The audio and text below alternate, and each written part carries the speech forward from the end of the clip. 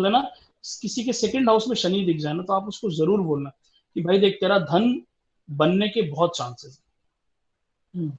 और मैं आपको एक बात बताता हूँ, आप देखिएगा, मेरे को बताने की जरूरत नहीं है। आप एक सेकंड।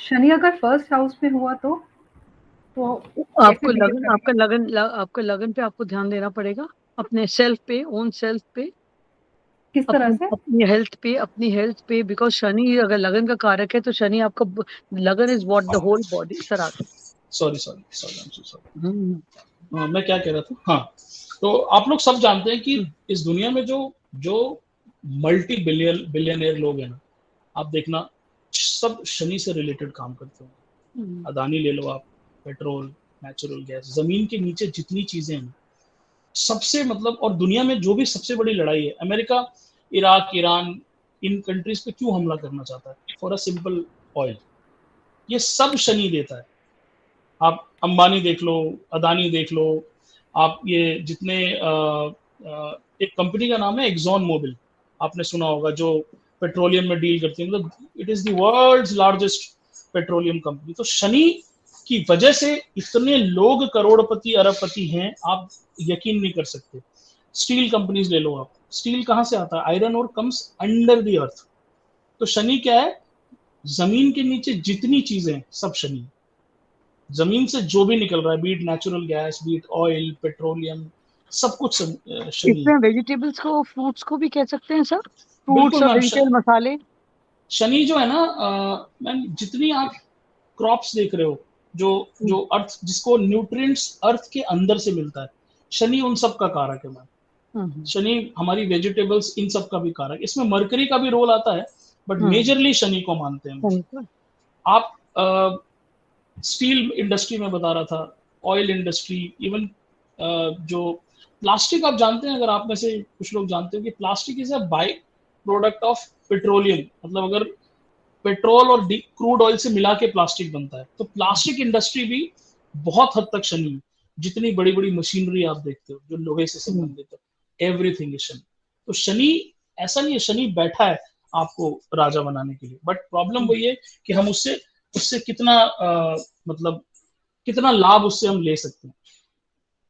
बेसिकली शनि, फिर हाँ, बेसिकली अगर अपना कर्म सही रहेगा तो शनि फल देगा। नुकसान तभी पहुंचाएगा ना जब आप उसके प्रति कर्म नहीं कर रहे हो जिस घर में वो बैठा है। खुशबू, मोरलेस आप शनि की तरह चलने लगो, what ever Shani wants you start active behaving like that. मतलब छोटे तबके के लोगों का कारक है, तो अपने लोअर सबॉर्डिनेट्स को अच्छी तरह से रखो, पेरेंट्स को अच्छी तरह से रखो, बेसिकली जो नॉर्म्स ऑफ द सोसाइटी वो मेंटेन करो, Shani is happy.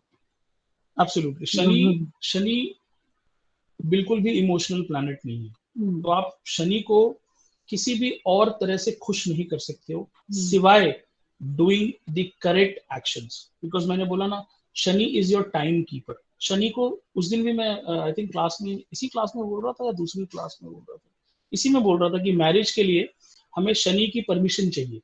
Shani Jupiter जब डबल ट्रांजिट में आते हैं, इसी क्लास में बोल रहा था शायद, डबल ट्रांजिट में जब भी सैटर्न और जुपिटर आते हैं तभी आपकी शादी होती है। तो Saturn is your time keeper. Saturn को काल कहा गया है, आपकी मृत्यु का कारक है, इसलिए 8th हाउस का लॉर्ड है शनि। इसमें हम आएंगे, घबराना नहीं खुशबू जी।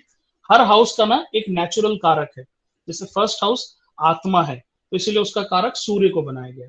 ऐसे ही हर हाउस का एक एक कारक है।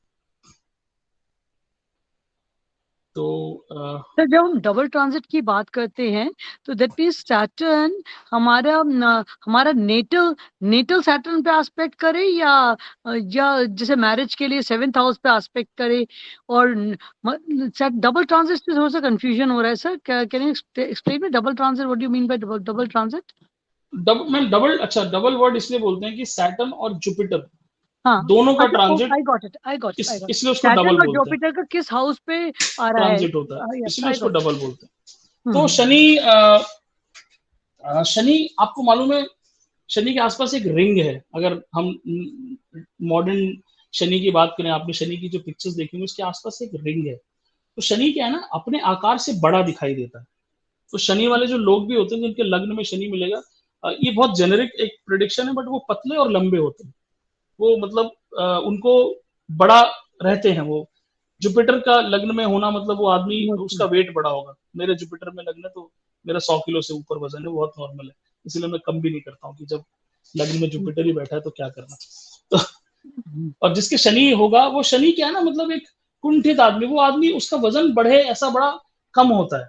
वो आपके लग्न में शनि है, अरे तो फिर ये तो बड़ा मेरे भी है. जैसा ओके, शनि है जुपिटर है, दोनों है. ओके. तो लग्न का शनि ना, ऐसे आदमी को कुछ भी हो जाए, अपने हेल्थ के प्रति हमेशा सजग रहना चाहिए. नहीं तो अगर आपने अपनी हेल्थ को फ्री छोड़ा ना, तो वो अनडायग्नोजेबल डिजीज पकड़ा देगा. शनि और केतु के पास कोई काम नहीं है सिवाय कैंसर देने के. शनि और केतु मिले नहीं कि कैंसर पकड़ाया नहीं. मतलब ये नहीं कि हो ही जाएगा, लेकिन लग्न का शनि आपको मॉर्निंग वॉक जरूर करना चाहिए, क्योंकि शनि हमारे पैरों का कारक है. अच्छा, चीज करेक्ट, मेरे सेकंड हाउस में शनि, फर्स्ट हाउस में नहीं है. सॉरी. कोई बात नहीं. सेकंड हाउस में तो आपको अपने फाइनेंसेस के प्रति थोड़ा सा डिसिप्लिन रहना चाहिए. इमोशनल बाइंग नहीं करनी. 7th हाउस में रहेगा तो कैसे, मतलब पार्टनर के प्रति थोड़ा. 7th हाउस में मैं कमेंट नहीं करता हूँ जनरली, बट आप कह रहे हैं तो सर मेरा भी 7th हाउस में बहुत अच्छी जिंदगी कट गई सर. हैं? हाँ, सिल्वर जुबली बहुत धूमधाम से मना ली है. हाँ, बहुत सारे करिए. कोई एक्चुअली सैटर्न 7th हाउस में दिग्बली भी होता है, मींस जो इट्स एक्सॉल्टिंग वेस्ट डायरेक्शन है ना. हाँ, सही कह रही है मैम. हाँ, लेकिन जनरली इनिशियल जब मैरिज होती है ना, तो सैटर्न 7th हाउस का डिफरेंसेस क्रिएट करता है. बट पहला रूल क्या है सैटर्न के साथ, कि अगर आप उस हाउस के प्रति डिसिप्लिन्ड हो जाओगे. फॉर एग्जाम्पल, कल्पना मैम और उनके हस्बैंड में मान लीजिए किसी बात पे आर्ग्यूमेंट हुआ. अब ये कल्पना मैम के ऊपर है कि उस आर्ग्यूमेंट को आगे बढ़ाना है या अपने हस्बैंड को अच्छा खाना बना के खिला देना और उसको वहीं खत्म कर देना. तो अगर कल्पना मैम भी आर्ग्यूमेंट करेंगे, उनके हस्बैंड भी करेंगे, तो वो फिर शनि अपना काम शुरू कर देगा. तो शनि क्या कहता है कि मैं 7th हाउस में बैठ गया, अपनी वाइफ के साथ डिसिप्लिन्ड हो जाओ. अब किसी की वाइफ बहुत बोलती हो, बहुत ज्यादा बोलती हो, आप कम बोलते हो, तो भाई आप उनके लेवल पे बातें करने लग जाओ, तो आपकी वाइफ को लगेगा ठीक है मेरा हस्बैंड मेरे तरह. आप चुप रहोगे, वो बहुत बोलेंगे, तो ये डिस्कनेक्शन. तो शनि क्या कहता है, एडजस्टमेंट कर लो उस रिलेशनशिप में, उस हाउस के प्रति डिसिप्लिन्ड हो जाओ. आप खुद की ईगो से ज्यादा जब भी अपने स्पाउस की ईगो का ध्यान रखोगे ना, आपके रिलेशन में शनि प्रॉब्लम नहीं करेगा. लेकिन हमेशा 7th हाउस का शनि एक बॉर्डर लाइन हमेशा रखता है. अगर हस्बैंड वाइफ केयरफुल नहीं है तो वो कर देगा काम. मैं आपको एक बड़ी अच्छी प्रेडिक्शन बताता हूँ. इसके लॉजिक में नहीं जाएंगे, बड़ा लंबा टाइम लग जाता है और मेरे को बहुत क्लियर भी नहीं इसका लॉजिक. कई के एस्ट्रोलॉजर का अलग अलग मत है. आपके किसी के 12th हाउस में शनि है क्या? यस सर है. आपके 12th हाउस में? सर मेरे हस्बैंड के. आप की जब शादी हुई थी और आपके हस्बैंड की शादी हुई थी, तो आप दोनों के घरों में कितना डिफरेंस है?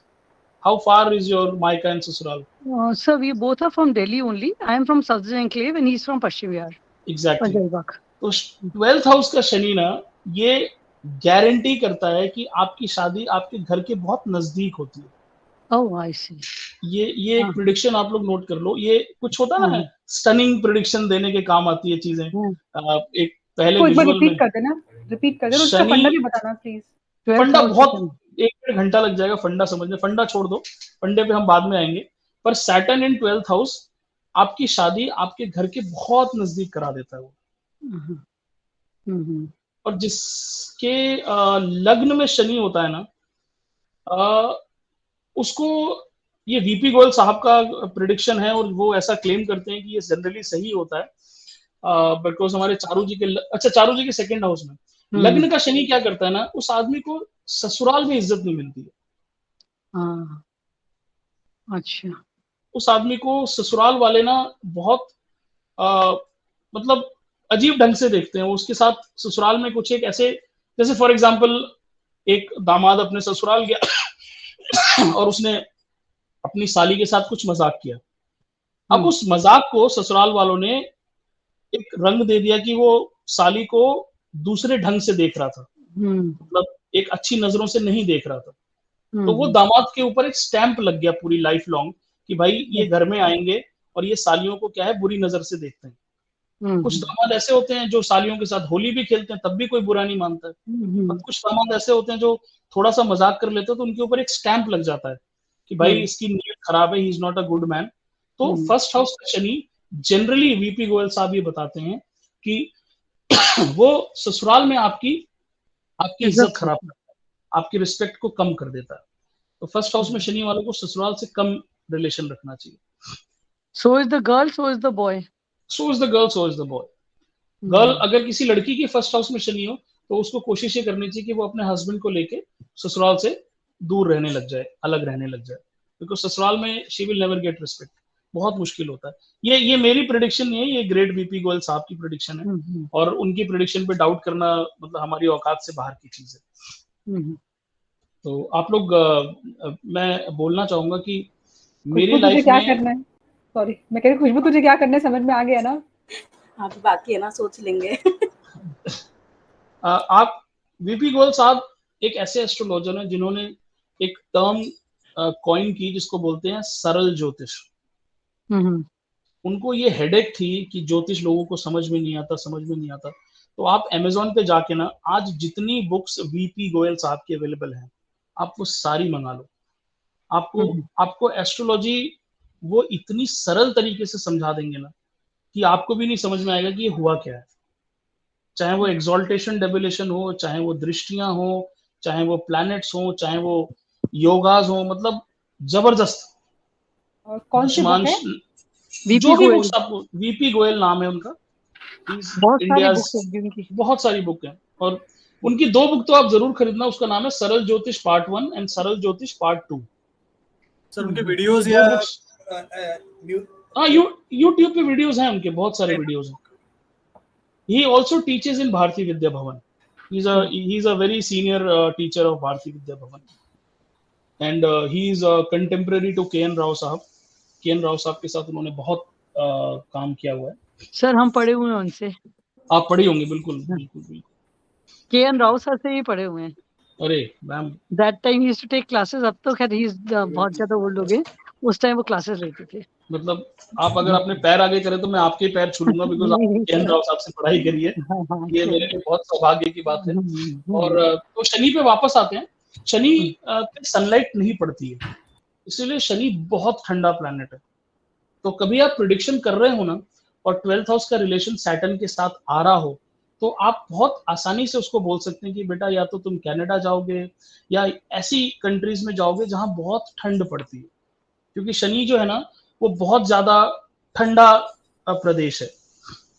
पर इसमें थोड़ा सा वो भी होता है, शनि जो है ना, बिकॉज मिडिल ईस्ट वालों ने शनि को हाईजैक कर लिया है, तो शनि कई बार ऐसी जगह भी भेज देता है जहां ऑयल निकलता है 12th हाउस से संबंधित। तो थोड़ा सा हमें और देखना चाहिए कि कैसे है। बट जनरली सैटर्न किसी के अच्छे से 12th हाउस में या 12th हाउस से लिंक करता है तो वो आदमी यूरोपियन कंट्रीज में जाता है, नॉर्वे हो गया, डेनमार्क हो गया, कई लोग नॉर्थ पोल पे भी चले जाते हैं।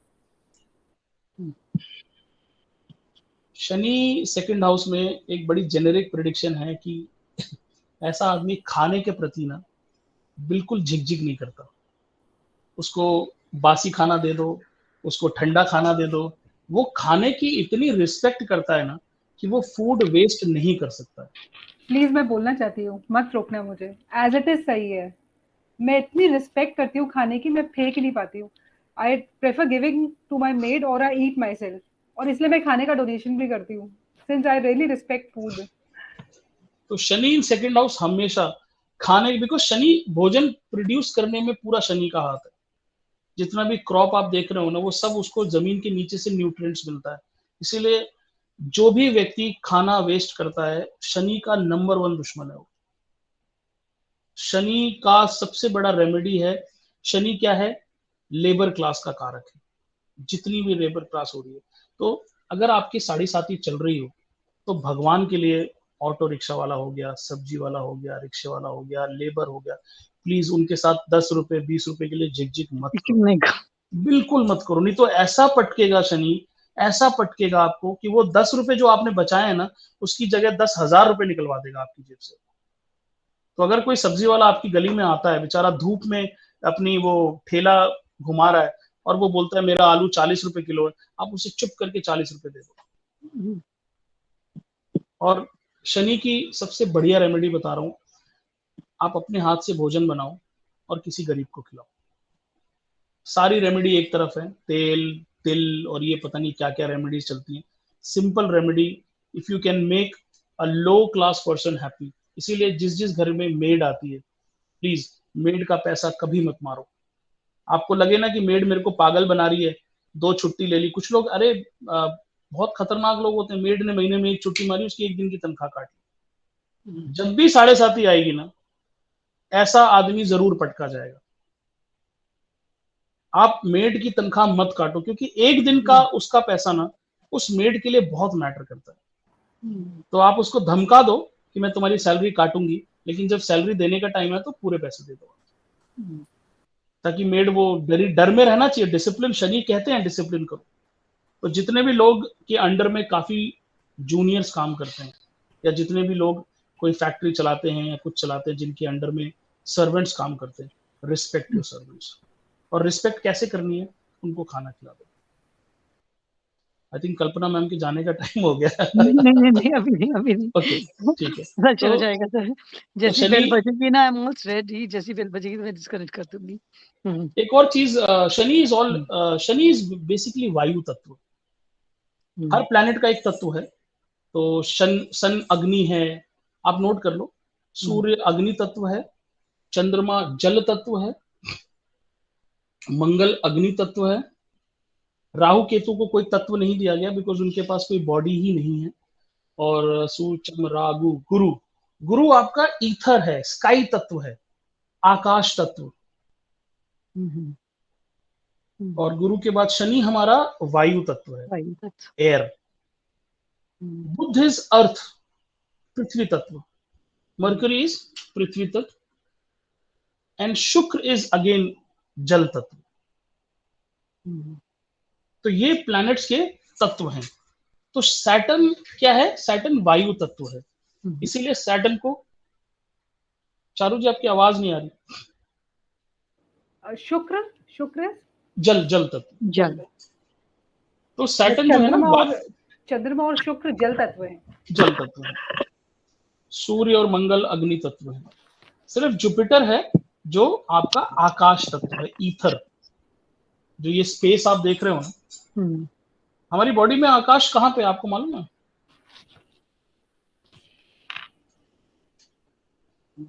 हमारी बॉडी में आकाश तत्व कहाँ है? ये तो आप जानते हो ना कि हमारी बॉडी 5 तत्वों से मिलके बनी है। कौन कौन से 5 तत्व हैं? बताइए प्लीज। पृथ्वी, आप, वायु, आकाश। पृथ्वी, अग्नि, जल, वायु और आकाश।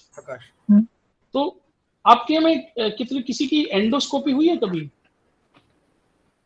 नहीं सर। तो एंडोस्कोपी में क्या करते हैं कि हमारे मुंह से एक कैमरा लगा होता है और उसमें अंदर डालते हैं। तो जब एंडोस्कोपी हमारे अंदर जाती है ना, तो बॉडी में से व्हाइट दिखाई देता है। वो सारा आकाश तत्व है, वो सब कुछ आकाश तत्व है। और आकाश तत्व को जुपिटर को दिया गया, बिकॉज आकाश तत्व को कोई मेजर नहीं कर सकता। ये जो स्पेस है दुनिया में, इसको किसी के पिताजी मेजर नहीं कर सकते। और जो ज्ञान है ना, उसको भी कोई मेजर नहीं कर सकता। इसीलिए जुपिटर अकेला प्लैनेट है जिसको आकाश तत्व दे दिया गया। पर हमारे शरीर में आकाश तत्व बहुत इंपॉर्टेंट है। बच्चा कितना सा पैदा होता है? छोटा सा। और वो कितना बड़ा, 6 फुट का, 6 फुट 5 इंच का। उसके अंदर सारा आकाश तत्व है, रक्त मज्जा ये सब चीजें हैं, बट आकाश तत्व से ही वो बढ़ता है। तो एक संस्कृत में मैं भूल रहा हूँ इदम, मतलब जो पिंड ब्रह्मांड में है ना, वो पूरा का पूरा ब्रह्मांड आपके शरीर में है। जो भी आप बाहर देख रहे हो ना, वो सब कुछ आपके शरीर में। आपका शरीर ब्रह्मांड से डिफरेंट नहीं है।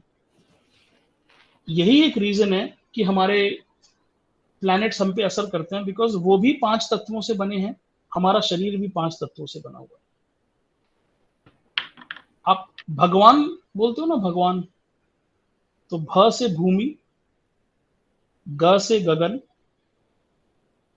व से वायु, और जो वा होता है ना, व के बाद जो डंडा है आ का, वो आकाश है, और न से नीर, जल। तो भगवान जो है ना, ये 5 तत्वों को मिला के, इसीलिए जब 5 तत्व एक जगह दिखते हैं तो हम उनको बोलते हैं कि आप भगवान हैं। इसीलिए हमारे यहाँ एक सूत्र चलता है, अहम ब्रह्मास्मि, मैं ही ब्रह्म हूं। जो डुअल और नॉन डुअल कॉन्सेप्ट को मानते हैं, नॉन डुअल क्या कहता है कि मैं अलग हूं, भगवान अलग है। सॉरी, नॉन डुअल कहता है कि मैं ही ब्रह्म हूं, और डुअल कॉन्सेप्ट क्या कहता है कि मैं अलग हूं, मेरे भगवान अलग है। तो हम लोग क्या है, अहम ब्रह्मास्मि, मैं ही ब्रह्म हूं। मैं क्यों ब्रह्म हूं? क्योंकि जो 5 तत्व ब्रह्म के अंदर है, वो 5 तत्व मेरे अंदर विद्यमान है। तो इसीलिए आपको कहा जाता है ना, जब आप किसी को नमस्ते करते हैं, तो आप नमस्ते का मतलब क्या होता है कि आपके अंदर स्थित जो ब्रह्म है उसको मैं प्रणाम कर रहा हूँ, इस शरीर को प्रणाम नहीं कर रहा हूँ। चाचा जी आए, पापा जी आए, मामा जी आए, उसके पैर नहीं छूते हैं हम लोग उस शरीर के अंदर विद्यमान ब्रह्म के पैर छूते हैं। इतना डीप है हिंदू फिलॉसफी। तभी हम लोग कहते हैं सोहम। सोहम, बहुत बढ़िया सोहम। नाम, ये वर्ड मैं ढूंढ रहा था, सोहम। सोहम। तो खैर हम डिविएट कर रहे हैं टॉपिक से, एनीवेज। चलिए। शनि जो है ना, वो वो देशी शराब का कारक है। आप जब, वीनस है ना, वीनस स्कॉच विस्की है, शनि क्या है, देसी शराब। क्योंकि लेबर क्लास स्कॉच विस्की नहीं पी सकती, इसीलिए आप देखना लेबर क्लास हमेशा शराब से जुड़ी रहती है, बिकॉज लेबर क्लास के पास शनि बैठे रहते हैं। लेबर क्लास आपको दिखेगी, एक पौवा लेगी, उसको थोड़ा सा पानी में डाल के गट करके, पीने का सहूर भी नहीं है। और अमीर आदमी कैसे पिएगा, एक पैग लेके ऑन द रॉक्स पूरी रात निकाल देता है वो, लवली लवली, एक एक सिप सिप सिप सिप करके। ये डिफरेंस है शनि और वीनस में। आएंगे, वीनस भी बड़ा इंटरेस्टिंग है, आज वीनस पे भी हम आएंगे। तो अब आप अपनी प्रिडिक्शन डेवलप करो कि शनि को आप कैसे हाउसेस में प्रिडिक्ट कर सकते हो। मैं आपको प्री प्लेटेड कुछ नहीं देना चाहता हूं, मैं चाहता हूं कि you develop your own logic, और उस लॉजिक को कुंडलियों पे लगाओ। अब आपको शनि पूरा समझ में आ गया कि आप अगर डिसिप्लिन्ड नहीं हो, आप अपने कर्म के प्रति सीरियस नहीं हो, तो उस हाउस की तकलीफ आपको आने वाली है। 7th हाउस में अगर आप अपनी वाइफ की रिस्पेक्ट नहीं कर रहे हो तो क्या होगा? वो तो बैठा है ना शनि महाराज, तो सेपरेटिव है ना। वो तो शनि महाराज सेपरेशन के कारक है। सन और सैटर्न, ये दोनों सेपरेटिव प्लैनेट्स माने जाते हैं। तो सैटर्न तो अपना काम करेगा, कब करेगा? जब आप उसको ढील दोगे। जब आप अपनी वाइफ से लड़ना शुरू करोगे तो सैटर्न आपके दिमाग में भरेगा, अरे छोड़ना, डिवोर्स ले ले, क्या रखा है, दूसरी शादी कर ले। क्योंकि वो सेपरेशन चाहता है किसी भी हाउस में। 10th हाउस में सैटर्न बहुत अच्छा होता है, क्योंकि 10वें घर का कारक होता है सैटर्न। बट सैटर्न वहां पे भी क्या कहता है, 10th हाउस का सैटर्न आपको लाइफ की बहुत अच्छी प्रोडिक्शन है। ये मेरे केपी वाले गुरुजी ने मुझे सिखाया था कि 10th हाउस का शनि ना आदमी को बहुत टॉप पे ले जाके फिर गिराता है। क्योंकि जैसे ही आदमी टॉप पे पहुंचा, वो अपने आप को भगवान समझने लगता है। आप अपनी कंपनी के कितने सीईओ से मिले हो जो बहुत डाउन टू अर्थ हो? नहीं होते हो। They feel that they are running the company, और फिर सैटर्न उनको वहां से गिराता है। तो 10th हाउस का शनि जिसके भी होना, उसको अपने प्रोफेशन में सक्सेस के बाद उनका दिमाग ठंडा रहना चाहिए। ये तो शनि बहुत बुरी तरह गिराएगा।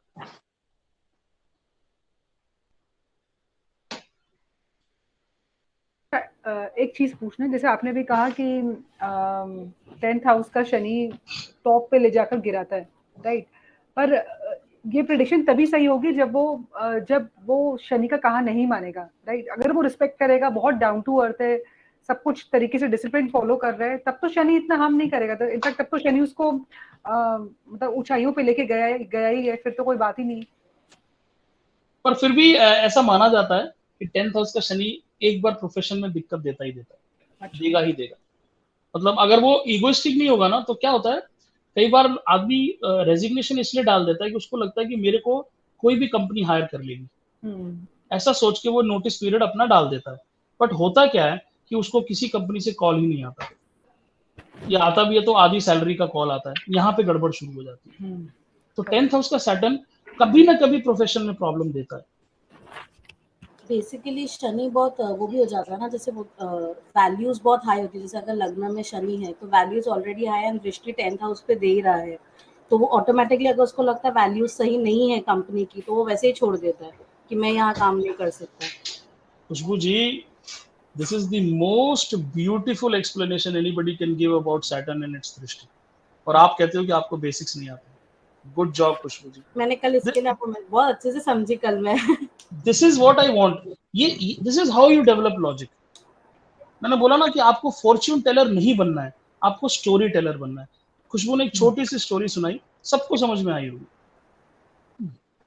खुशबू, मुझे मेरी गुरु दक्षिणा मिल गई, गुड जॉब, बहुत बढ़िया, excellent. That is how you have to understand. First house का शनि दृष्टि कहाँ दे रहा है, हमारी गाड़ी वहीं रुक जाती है, फर्स्ट हाउस में शनि दिख गया, हम वहीं बैठ जाते हैं। अच्छा क्या दे रहा होगा ये फल, अच्छा लग्न है, अरे भाई उसको देखो ना आगे भी और क्या कर रहा है वो, या लग्न पे और किसकी दृष्टि पड़ रही है। अब लग्न में शनि बैठा है, उस पर सूर्य की दृष्टि पड़ रही है, तो लग्न में क्या माहौल चल रहा है भाई, सूर्य और शनि में तो दुश्मनी है, लग्न में शनि बैठा है, सन भी उसको देखे जा रहा है। अब क्या चल रहा है लग्न के अंदर, ऐसे आदमी के साथ क्या होगा, डिसीजन मेकिंग में भारी प्रॉब्लम हो जाएगी, आदमी डिसीजन बना ही नहीं पाएगा, कंट्रोवर्सीज उसकी लाइफ में आ जाएगी। सैटर्न कह रहा है राइट चलो, सन कह रहा है लेफ्ट चलो, वो से कुछ नहीं समझना है। चलता हुआ बिजनेस वो अपना बंद कर देगा, किसी की सुन लेगा। भाई कोई आदमी प्लास्टिक के बिजनेस में अच्छा पैसा कमा रहा है, सडनली कोई आके बोलेगा अरे छोड़ना प्लास्टिक का, तू होटल इंडस्ट्री खोल ले। अब होटल इंडस्ट्री खोली, उधर कोविड आ गया, बर्बाद। बेसिकली शनि और रवि के मिलन से लैक ऑफ कॉन्फिडेंस होने की संभावना 100% रहती है। उसका रीजन ये भी तो हो सकता है ना, जैसे न्यूमरोलॉजी में बोलते हैं Shani is number 8, infinity symbol. वो मोह माया की दुनिया से बाहर ही नहीं निकल पाते, उन्हें पैसा और चाहिए, तो वो 10 सोर्सेस पे जाते हैं, इधर से आता है तो इधर से नहीं तो नेक्स्ट, नहीं तो नेक्स्ट, तो फ्लक्चुएटिंग माइंड वैसे भी आ जाता है। एक्चुअली सन क्या है ना, आपको सोशल स्टेटस देता है, राजा है सन। सन आपको हमेशा समाज में रिस्पेक्ट देता है। और शनि क्या है, शनि लेबर क्लास है, मतलब आप देखो ना कोई मैच नहीं है, एक राजा है और एक लेबर क्लास है, ये दोनों एक ही घर में आके बैठ गए। सोचो उस घर में क्या होगा। लेबर क्लास कहेगा यार बड़ा पाव खा लेते हैं, सन क्या कहेगा, नहीं नहीं वो कोई अच्छी सी डिश, हाँ पिज्जा मंगाते हैं। लेबर क्लास के क्या पिज्जा में होगा, मतलब लेबर क्लास को तो पेट भरना है, और सन को क्या है, अपने टेस्ट बड्स को थोड़ा सा टिंगलिंग ऑफ टेस्ट बड्स करना है। तो ये बहुत, अब इसके ऊपर आप स्टोरी बिल्डअप करना शुरू करो। कैसे करोगे, सैटर्न को एक व्यक्ति समझो और सन को एक व्यक्ति समझो, सैटर्न को एक मिजाज कैरेक्टर समझो, सन का एक कैरेक्टर समझो। जब आप ये करने लगोगे ना, तो आपको स्टोरी डेवलप होने लग जाएगा। राजा और लेबर के बीच में कॉन्वर्सेशन अपने दिमाग में बनाना शुरू करो, उनके खाने के ऊपर, उनके सोने के ऊपर। राजा कहाँ सोएगा, उसको बढ़िया बेड चाहिए, पेड़ पे कौन से वुड का बेड आता है आजकल बड़ा महंगा, मोहगनी। अभी मेरे को कोई बता रहा था, ही इज मैं एक कुंडली देखते रहता हूँ अक्सर, he is a Venus driven person. वो उसके साथ में एक बार किसी बेडरूम, हम बेड लेने के लिए किसी शॉप में गए, उसने अंदर जाते ही बोला मुझे मोहगनी वुड का बेड चाहिए। तो that shopkeeper started scratching his head, कह रहा सर ये वुड कौन सा होता है, मैंने तो सुना नहीं है। कह रहा रिजेक्ट, ये दुकान ही reject, let's go to next. Finally he has ordered a bed from there is a very famous shop in Delhi, जिसके पास सबसे सस्ता बेड शायद 10-12 लाख का होता है, मतलब उनका नाम मैं भूल रहा हूँ। दिल्ली में एक बहुत फेमस शॉप है, जिसका टाई अप गौरी खान से भी है, डी डोकोर वालों से। अच्छा ड्यूरेट I got it. Kirti Nagar में, I got it. Kirti Nagar में, बिल्कुल मैम, बिल्कुल। वो गौरी खान अक्सर मतलब उस पे आती है और वहां पे अपने बेड के जो लिनन है वो लगा के जाती है। It's a very famous shop. वहां पे उसने 21 या 22 लाख रुपए में बेड खरीदा है, and it's a revolving bed. मतलब आप जैसे जैसे रात बीतती है ना, वैसे वैसे वो बेड अपना वो टर्न करता है अपने आप को अर्थ के मूवमेंट के हिसाब से। तो you might be sleeping in the east direction, but you will wake up in the west direction. That is the bed. 22 या 21 लाख रुपए का बेड है वो। This is Venus triple peacock. तो आप सोचो ना, लेबर तो रोड पे सो जाएगी और सन कहेगा मेरे को तो बेसिकली कंफ्यूजन लेवल बहुत ज्यादा होगा। कंफ्यूजन लेवल सुपर्ब होगा इन लोगों का जिनका रवि और शनि एक साथ है। बिल्कुल बिल्कुल बिल्कुल। देखो लग्न क्या है, 2 मिनट और लूंगा मैं, एक दिमाग में बात आई है तो I should tell you. Astrology में पराशर ऋषि क्या कहते हैं कि all 11 houses are servant to the first house. जितने भी 11 घर हैं कुंडली में, वो पहले हाउस के सर्वेंट्स हैं। फॉर एग्जाम्पल, सेकंड हाउस पैसा, किसका पैसा? उसका पैसा, लग्न का ही तो पैसा, लग्न का। आपका पैसा। आप कौन हो? लग्न हो आप। थर्ड हाउस भाई बहन, किसके भाई बहन? लग्न के। फोर्थ हाउस आपका घर, डोमेस्टिक गाड़ी, किसका घर? फिफ्थ हाउस बच्चे, किसके बच्चे? सिक्स्थ हाउस शत्रु रोग रिपु ऋण, किसके? वो भी आपके। तो पराशर ऋषि ने बृहद पराशर होरा शास्त्र में कहा है।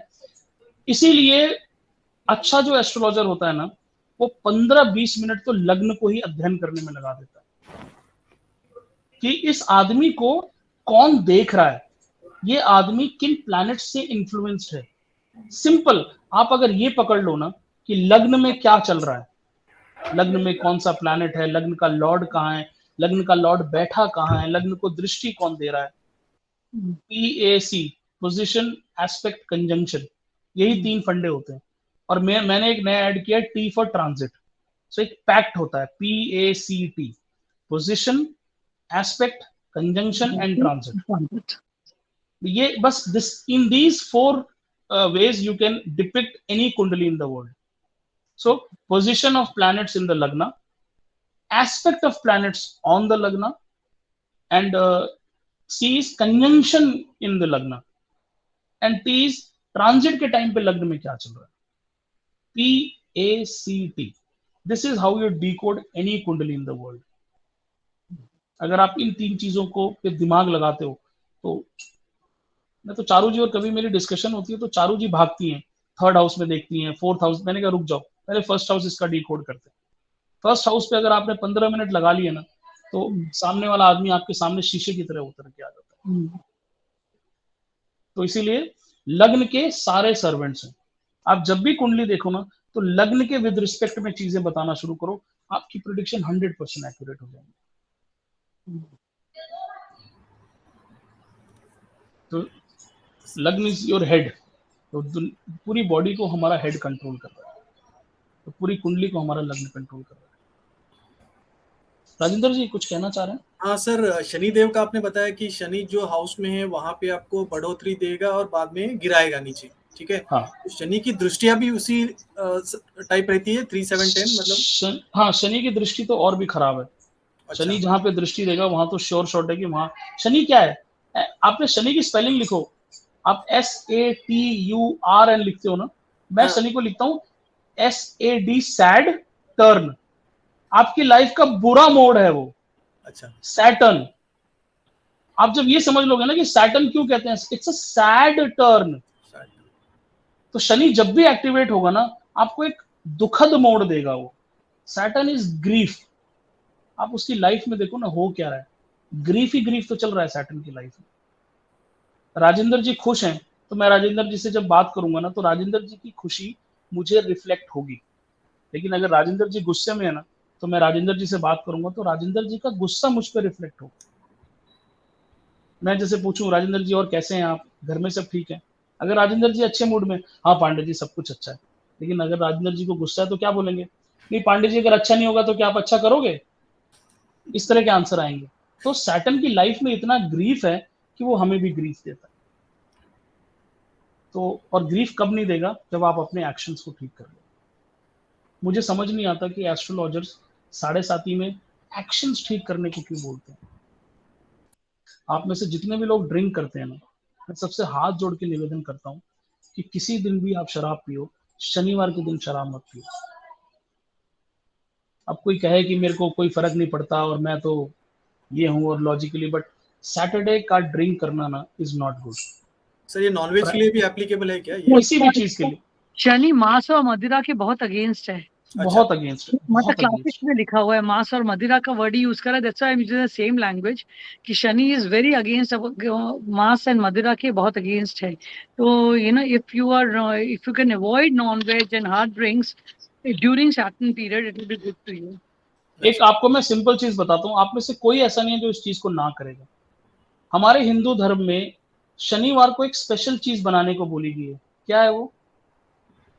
काले चने, खिचड़ी। खिचड़ी खिचड़ी, हाँ। शनिवार को हमेशा काले चने या खिचड़ी।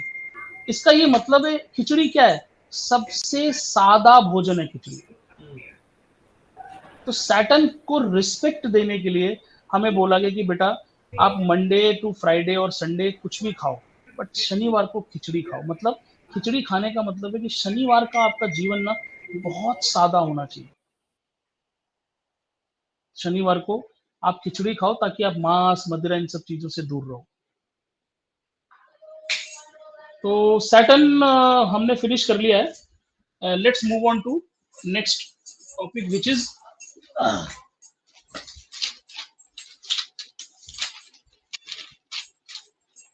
केतु।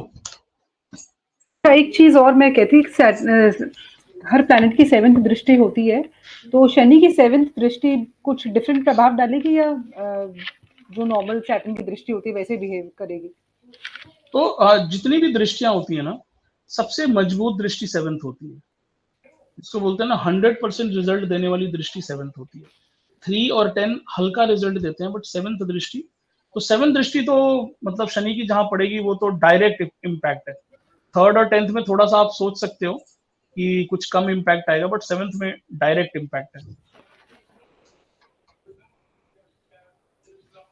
जो आपने लास्ट क्लास में बताया था कि 7th दृष्टि जो भी हाउस पे पड़ती है उसको स्ट्रेंथन कर देती है, बिल्कुल। तो शनि केस में भी उसको स्ट्रेंथन ही करेगी, क्योंकि जैसे अपन ने देखा कि शनि दृष्टि भी नेगेटिव रहती है उसकी।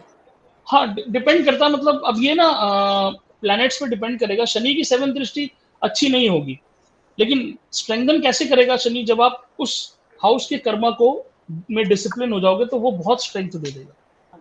एक्चुअली कुंडली में ना एक छोटा सा स्टार लगा हुआ है, कंडीशन अप्लाइड।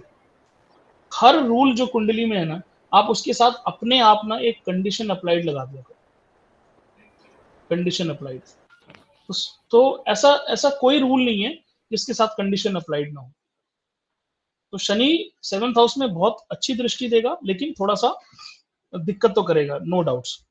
मैं ये बिल्कुल नहीं बोलूंगा कि 7th हाउस में आपको 7th दृष्टि से शनि प्रॉब्लम नहीं क्रिएट करेगा।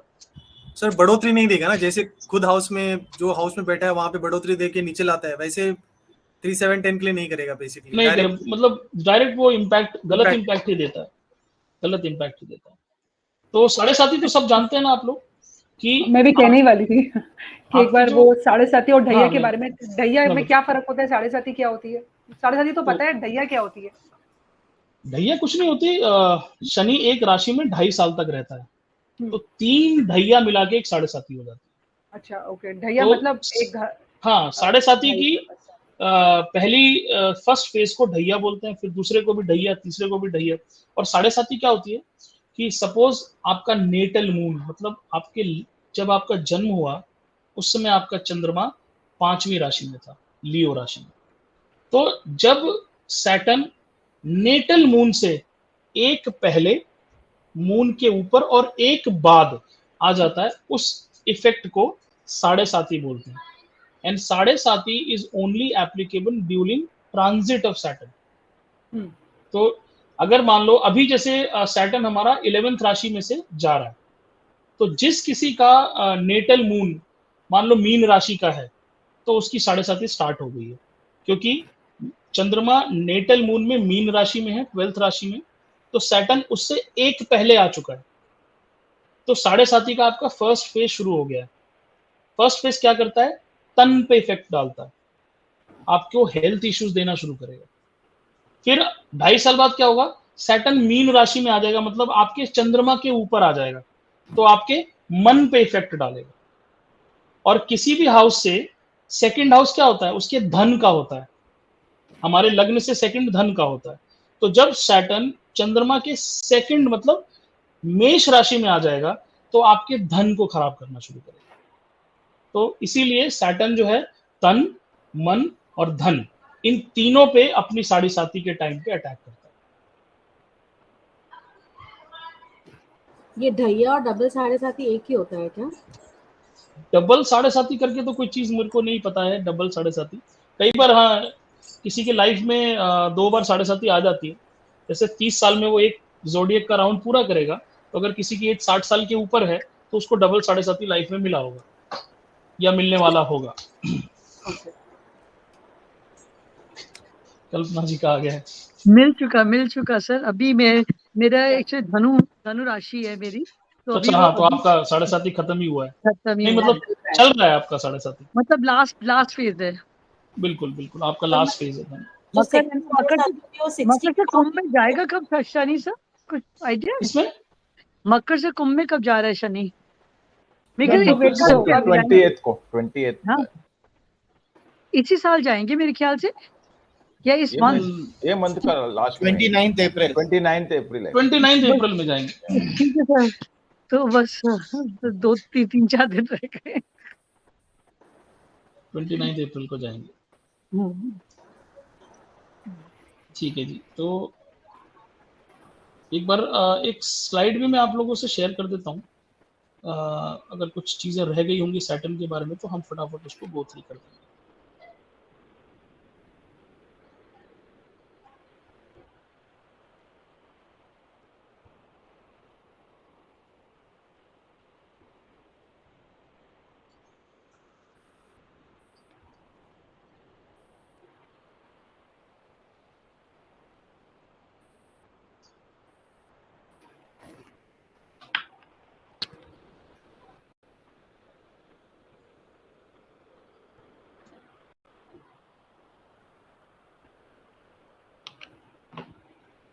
अच्छा, ये फर्स्ट ढैया में हेल्थ पे इफेक्ट, 7 पे मन पे इफेक्ट, और थर्ड ढैया में धन धन धन धन पे इफेक्ट। तन मन धन बोलते हैं ना, अच्छा, ऐसे याद कर लो आप। दिख रहा मेरा स्क्रीन, दिख रहा सबको? सर नहीं दिख रहा। नहीं दिख रहा।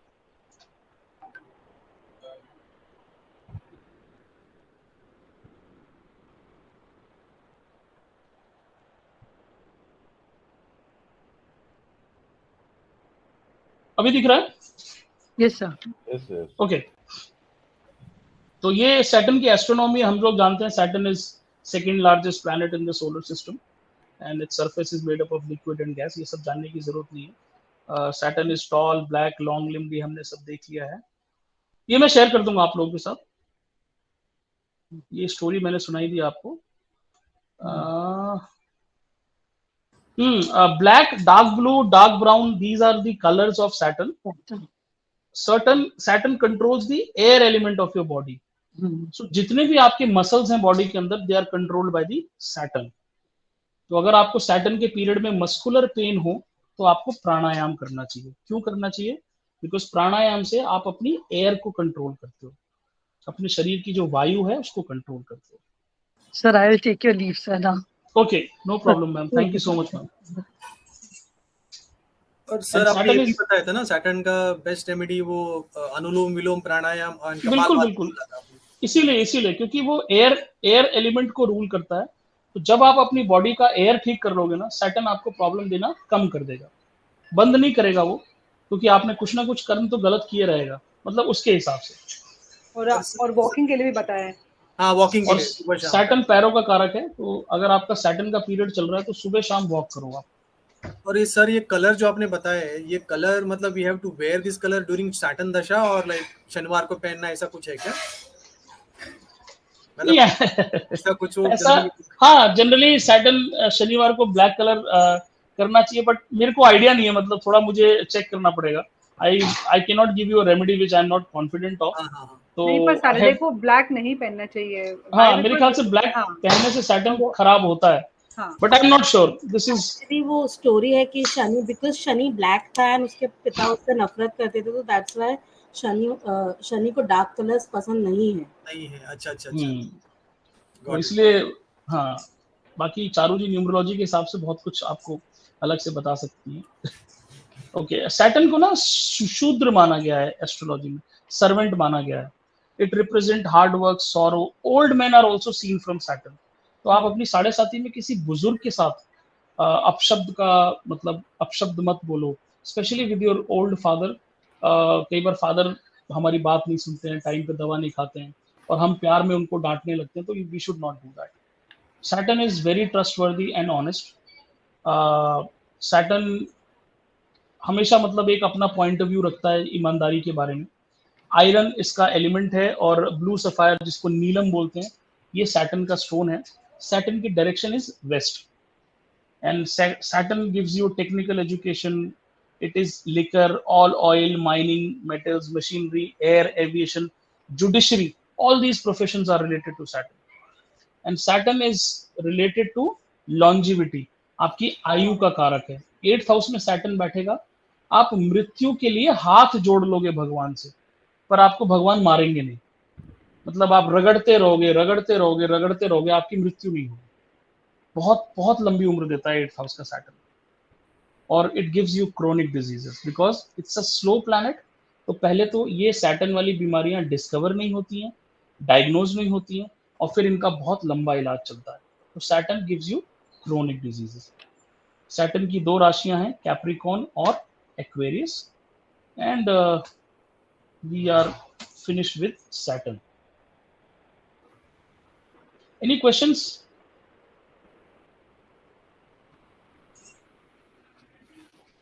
No questions. Okay. Let's proceed with Ketu. अब आप ध्यान से सुनना। Ketu is nothing but philosophy. Ketu पूरी की पूरी फिलोसफिकल बातें हैं केतु के पास, और कुछ नहीं। तो आपको सबको पता होगा कि राहु केतु की उत्पत्ति कहाँ से हुई। एक्चुअली केतु हम आइसोलेशन में पढ़ ही नहीं सकते हैं। केतु जब भी आएगा साथ में राहु आएगा। ये मतलब क्या बोलते हैं, कौन सा पैकेज बोलते हैं इसको, एक के साथ 2 फ्री करके कुछ, मतलब। तो राहु केतु हमेशा जोड़े में काम करते हैं। द मोस्ट मेलिफिक और dangerous pair in this universe is Rahu Ketu. तो केतु बेसिकली क्या है कि राहु क्या है ना, हमारी अट्रैक्शन है, हमारी अटैचमेंट है। केतु क्या है, हमारी रिपल्शन है, हमारी डिटैचमेंट है। राहु आपका पैशन है, केतु क्या है, एंटी पैशन है। राहु आपको चीजों से अटैच करेगा, केतु आपको चीजों से डिटैच करेगा। राहु भोग है, केतु योग है। राहु मटेरियलिस्टिक अप्रोच है, केतु मोक्ष है। सब तो केतु का बेसिक फिलॉसफी क्या है कि इंसान को पैदा होने के बाद जल्दी से जल्दी मोक्ष दिला दे। अब आप मेरी बात को बहुत ध्यान से समझना। राहु जिस भी घर में बैठा होगा, आपको उस हाउस के चीजों से बहुत अटैचमेंट हो जाती है। अगर आपको जानना है कि आपके प्रीवियस बर्थ में क्या क्या हुआ, तो आपको सिर्फ राहु और केतु को रीड करने की जरूरत है। जो आपको प्रीवियस बर्थ में चीजें नहीं मिली, या जो आप भोग प्रीवियस बर्थ में नहीं कर पाए, उस हाउस में इस बर्थ में राहु आके बैठ जाए। जो मलाल या जो कमियां मेरे को प्रीवियस, जैसे मुझे गाड़ी नहीं मिली, घोड़ा नहीं मिली, तो राहु आके 4th हाउस में बैठ जाए। जो मुझे पिछले जन्म में नहीं मिला, जिन भोगों को मैं पिछले जन्म में नहीं कर पाया, वो राहु इस जन्म में आपके उस हाउस में आके बैठ जाता है। और केतु ठीक उसका उल्टा है। जिस चीज का आपने बहुत भोग किया पिछले जन्म में, इस जन्म में राहु उसी घर में आके बैठ जाता है। फॉर एग्जाम्पल, पिछले जन्म में आपने बहुत ऊपर मतलब आप राजा के मंत्री थे, आपका प्रोफेशन बहुत सक्सेसफुल था, आपने प्रोफेशन से बहुत कुछ अचीव किया, प्रोफेशन ही सब कुछ था आपकी लाइफ में, तो इस जन्म में आपका केतु 10th हाउस में आपके बैठ जाएगा और आपको कहेगा कि भाई इनफ ऑफ प्रोफेशन, अब आपको प्रोफेशन से अलग हो जाना चाहिए। तो राहु और केतु, राहु जो दिख रहा है पर एक्चुअली में नहीं है, दैट इज राहु। मैं फिर से रिपीट कर रहा हूं, जो दिखाई दे रहा है पर एक्चुअली में नहीं है, दैट इज राहु। और जो एक्चुअली में है पर दिखाई नहीं दे रहा है, दैट इज केतु। जितनी भी पराविद्या है, जितनी भी ये हायर साइंसेस है, टोना, टोटका, मंत्र, काल रात्रि मंत्र और ये मोक्षदायी मंत्र और जो शमशान पे जितनी पूजाएं आप देखते हो, मोहिनी मंत्र और क्या हिप्नोटिज्म, और ये मतलब ऐसी ऐसी चीजें जो आप सोच भी नहीं सकते। जितना तंत्र मंत्र का साम्राज्य ना, सबका ओनर केतु है। राहु है, केतु केतु तंत्र मंत्र का है। सबका, जितना भी जो भी आप ऊपरी विद्या देख रहे हो ना, सारी केतु गवर्न करता है। जो भी विद्याएं, दी हायर स्पिरिचुअल नॉलेज जो है या जो हायर तांत्रिक नॉलेज है, वो सब केतु है। अच्छा, राहु, ब्लैक मैजिक वगैरह राहु रहेगा। चारू जी, मैंने बोला ना कि आप राहु केतु को आइसोलेशन में नहीं देख सकते। राहु भी एसोसिएटेड है, बट दोनों का ना मूड अलग है। जैसे केतु को ना ध्वजा माना जाता है। ध्वजा मतलब फ्लैग। आपने कोई मंदिर देखा हो जिसपे फ्लैग लगा होता है? फ्लैग सबसे टॉप मोस्ट पॉइंट की चीज को फ्लैग कहते हैं, करेक्ट? किसी भी टेंपल की जो सबसे ऊंची जगह होती है, फ्लैग वहीं लगता है। फ्लैग से ऊपर उस टेंपल में कुछ नहीं होता। तो केतु आपसे कहता है कि आप स्पिरिचुअलिज्म के टॉप पे पहुंच जाओ और वहां से मैं आपको मोक्ष दे दूंगा। एक्चुअली हमारे आपके लिए ना मोक्ष से कनेक्ट करना बहुत मुश्किल है, क्योंकि हमारी लाइफ में मोक्ष का कोई मतलब ही नहीं है। हम लोग इतना ज्यादा मटेरियल लाइफ में घुसे हुए हैं कि हमें मोक्ष समझ ही नहीं आता। पर आप एक संत को देखो, उसके लिए मोक्ष ही सब कुछ है। हमें अपना प्रीवियस बर्थ याद नहीं है, बट ऐसे बहुत लोग हैं जिनको अपना प्रीवियस बर्थ याद होता है। उनको जन्म और मृत्यु से मोक्ष चाहिए। तो केतु क्या करता है? आपको डिटैच करता है। और केतु तकलीफ कब देता है? जब आप डिटैचमेंट की जगह अटैचमेंट में घुसने लग जाते हो। केतु आपसे कह रहा है कि 10th हाउस से डिटैच हो जाओ, पर आप क्या कर रहे हो? 10th हाउस में और घुसते चले जा रहे हो। आपको प्रॉब्लम क्रिएट कर देगा।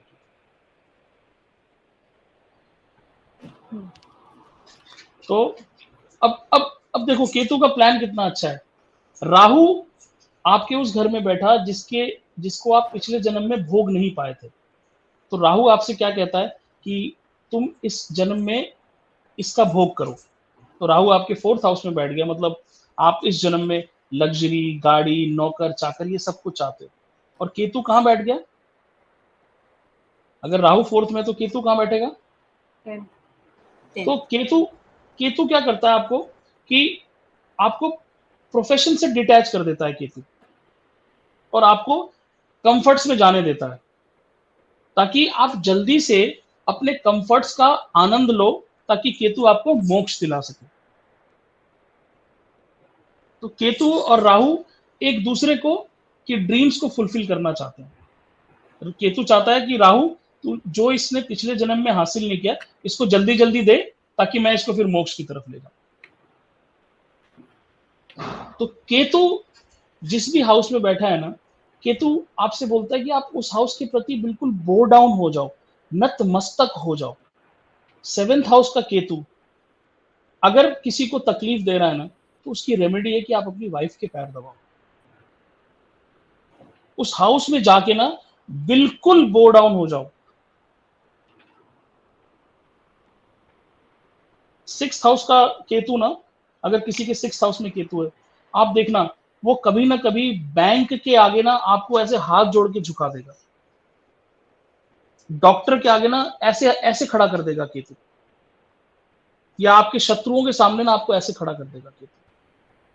वो आपके ईगो को बिल्कुल मारना चाहता है। आप केतु अगर 4th हाउस में बैठा है ना किसी के, वो आदमी अपने डोमेस्टिक एनवायरनमेंट से कभी ना कभी हाथ जोड़ लेगा, भाई बस कितना कष्ट दोगे यार, कितना मुझे दुख दोगे। और अगर 9th हाउस में है केतु, 9th हाउस में केतु अपने गुरु के आगे ना सरेंडर हो जाएगा। मतलब 9th हाउस के केतु वो लोग होते हैं जो, आपने देखा होगा कि इसने अपना सारा दान पैसा सब पूंजी अपने गुरु को दे दी और ये बिल्कुल वैराग्य वाला हो गया। अपने गुरु के सामने वो बिल्कुल सरेंडर हो जाएगा, उसको समझ में नहीं आएगा। तो सर 11वें घर में रहेगा तो केतु, तो 11वें घर का केतु, 11th हाउस का केतु, सुख पाने की इतनी इच्छा नहीं रहेगी। सर इसका आंसर मैं बता सकता हूँ आपको, पर मेरे को इसका लॉजिक नहीं पता सर। अच्छा, एक सुनील जॉन सर हैं सप्तऋषि एस्ट्रोलॉजी का, जो जिन्होंने ये प्रिडिक्शन दिया कि 11th हाउस का केतु ऐसी लाइफ में कभी ना कभी ऐसी अपॉर्चुनिटी आती है कि वो अपनी वाइफ के ज्वेलरी को बेचने की सोचता है। ये वो बहुत ठोक के बोलते हैं कि ऐसा होता है। आपके पास लाइफ में कभी ऐसा मौका जरूर आएगा जब आप अपनी वाइफ से बोलोगे कि यार एक काम करते हैं, तेरी ज्वेलरी को बेच देते हैं। मतलब कभी ना कभी आपकी गेन्स को वो इतना खराब कर देगा, you will be left with only one option कि either ask some favour from your wife के फादर से, मतलब इन लॉज से, वाइफ के ब्रदर से, मतलब अपने ब्रदर इन लॉ से, या फिर आप इवेंचुअली वाइफ के एसेट्स को बेचने लगते हो। मुझे इसका लॉजिक नहीं पता, बट ये 11th हाउस का केतु करता है। वरना अगर देखा जाए तो 11th हाउस हमारे डिजायर का है, तो अगर केतु अगर 11th हाउस में बैठ गया तो डिजायर से डिटैचमेंट, मतलब सुख पाने की इतनी इच्छा रहेगी नहीं। ठीक है, लेट गो, ठीक है। ये हाँ, अच्छी जेनेरिक प्रेडिक्शन बहुत अच्छी दी है कि आपको डिजायर से डिटैचमेंट कर देगा। हाँ, मतलब आपको कितना प्रॉफिट हुआ नहीं हुआ उससे कोई फर्क नहीं पड़ता आप। और आई थिंक बेस्ट रेमेडी जैसे चारू ने बताया केतु के लिए कि लेट गो एटीट्यूड ना, वो that is the better one. This is very important word. Ketu is all about let go. अगर आप लेट गो नहीं करते हो, राहुल कौशिक जी हमेशा ये बात बोलते हैं कि आपको केतु से अगर पैसा कमाना है ना, तो उस हाउस की चीजों को आप लेट गो कर दो। आप उस हाउस की टेंशन ही लेना छोड़ दो, केतु आपको शुक्र से भी ज्यादा पैसे देने लग जाएगा। सेकंड हाउस में केतु बैठा है, आप पैसे के बारे में सोचना बंद कर दो, पैसे के पीछे मत भागो, लेट गो हो जाओ।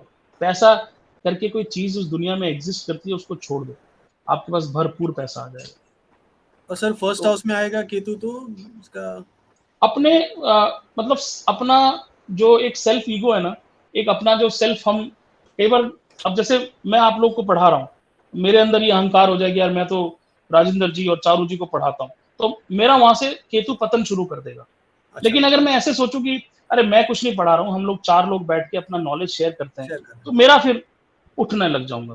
तो सेल्फ जैसे फर्स्ट हाउस का केतु है, तो हम क्या ये नहीं कहेंगे कि वो मोक्ष की तरफ जाना चाहेगा, मतलब उसको अपने आप से सेटिस्फैक्शन नहीं मिलेगा कि मैं जो काम कर रहा हूँ।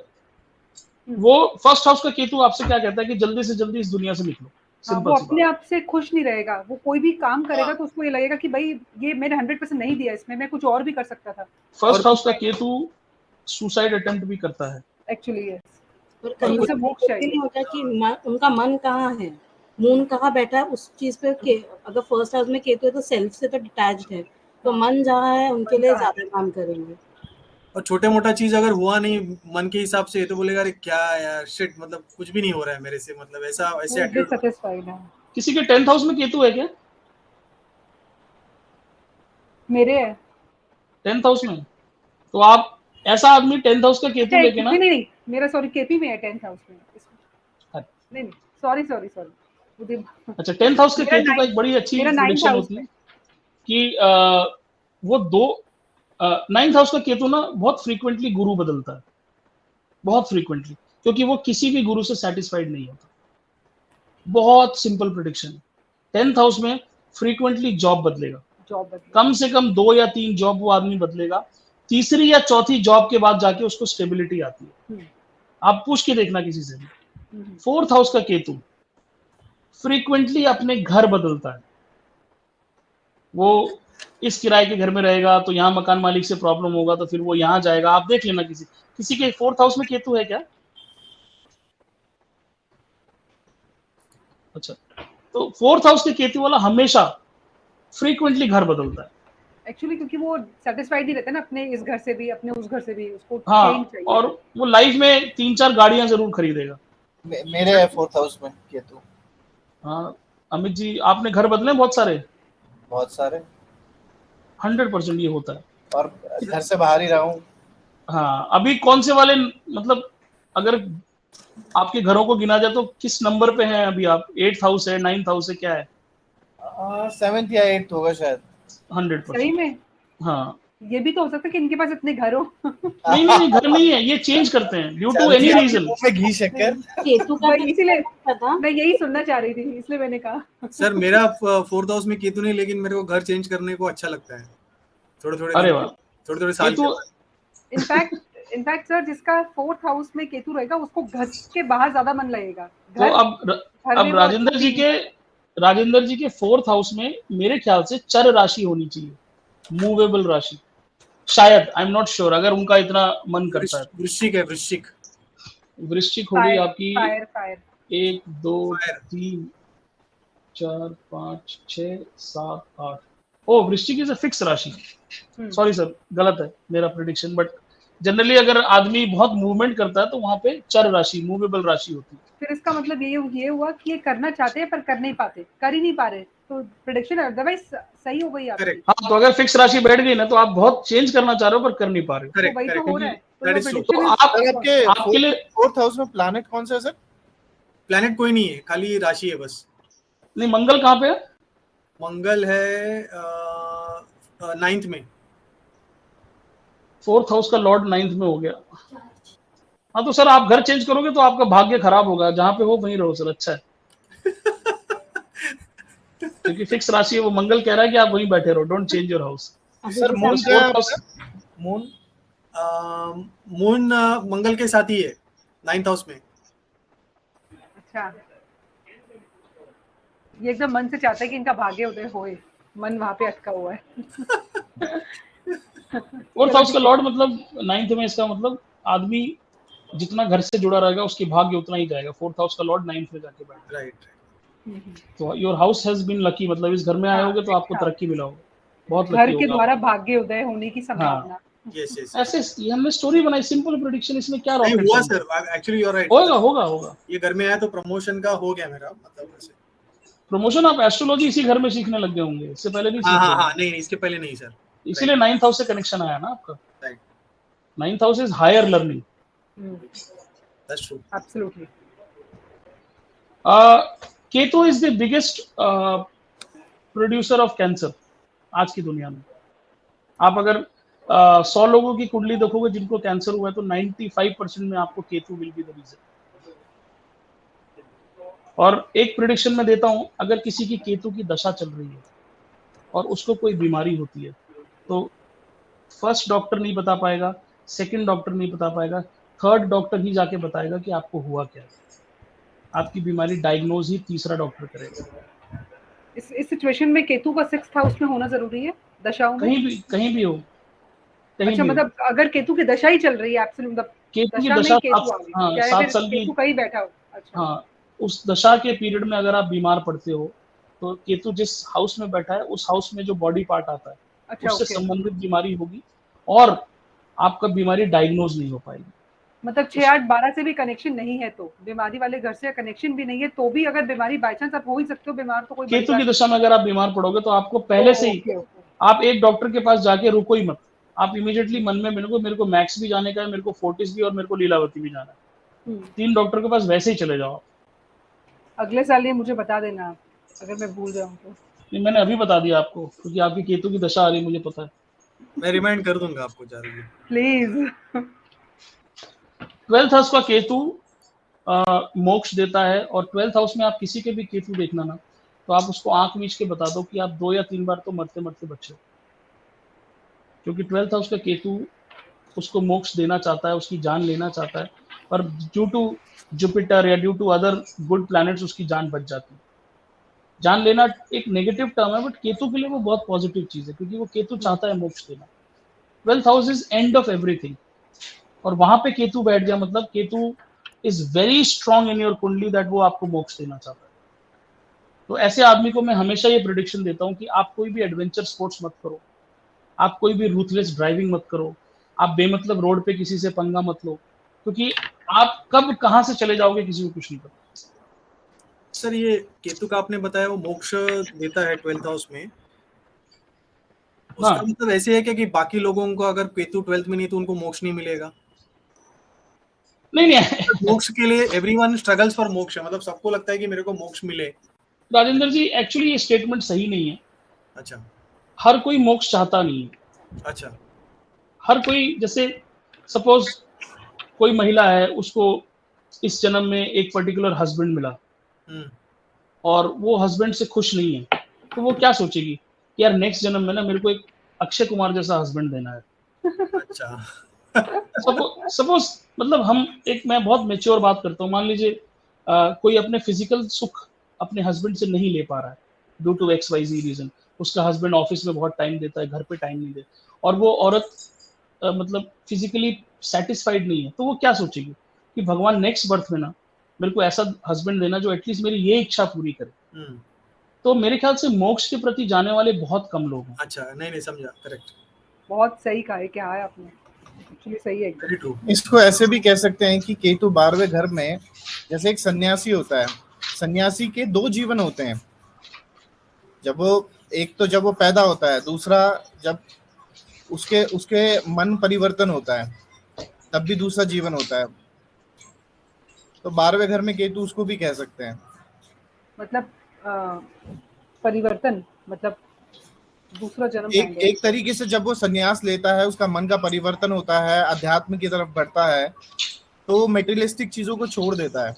वो एक तरीके से वहां मर जाता है, जैसे तुम जब बोल रहे थे कि वो मर जाता है, लिटरल मीनिंग में मरना नहीं, मतलब इस तरीके से परिवर्तन होना। कोई इच्छा नहीं रहती है, बस। बिल्कुल सही, कोई इच्छा नहीं रहती है। बट सर ये विदाउट केतु ऐसे हो सकता है क्या, मतलब स्पिरिचुअल या वो डायरेक्शन में आदमी चला जाए? सर मोक्ष 4 मोक्ष स्थान है 12 घरों में।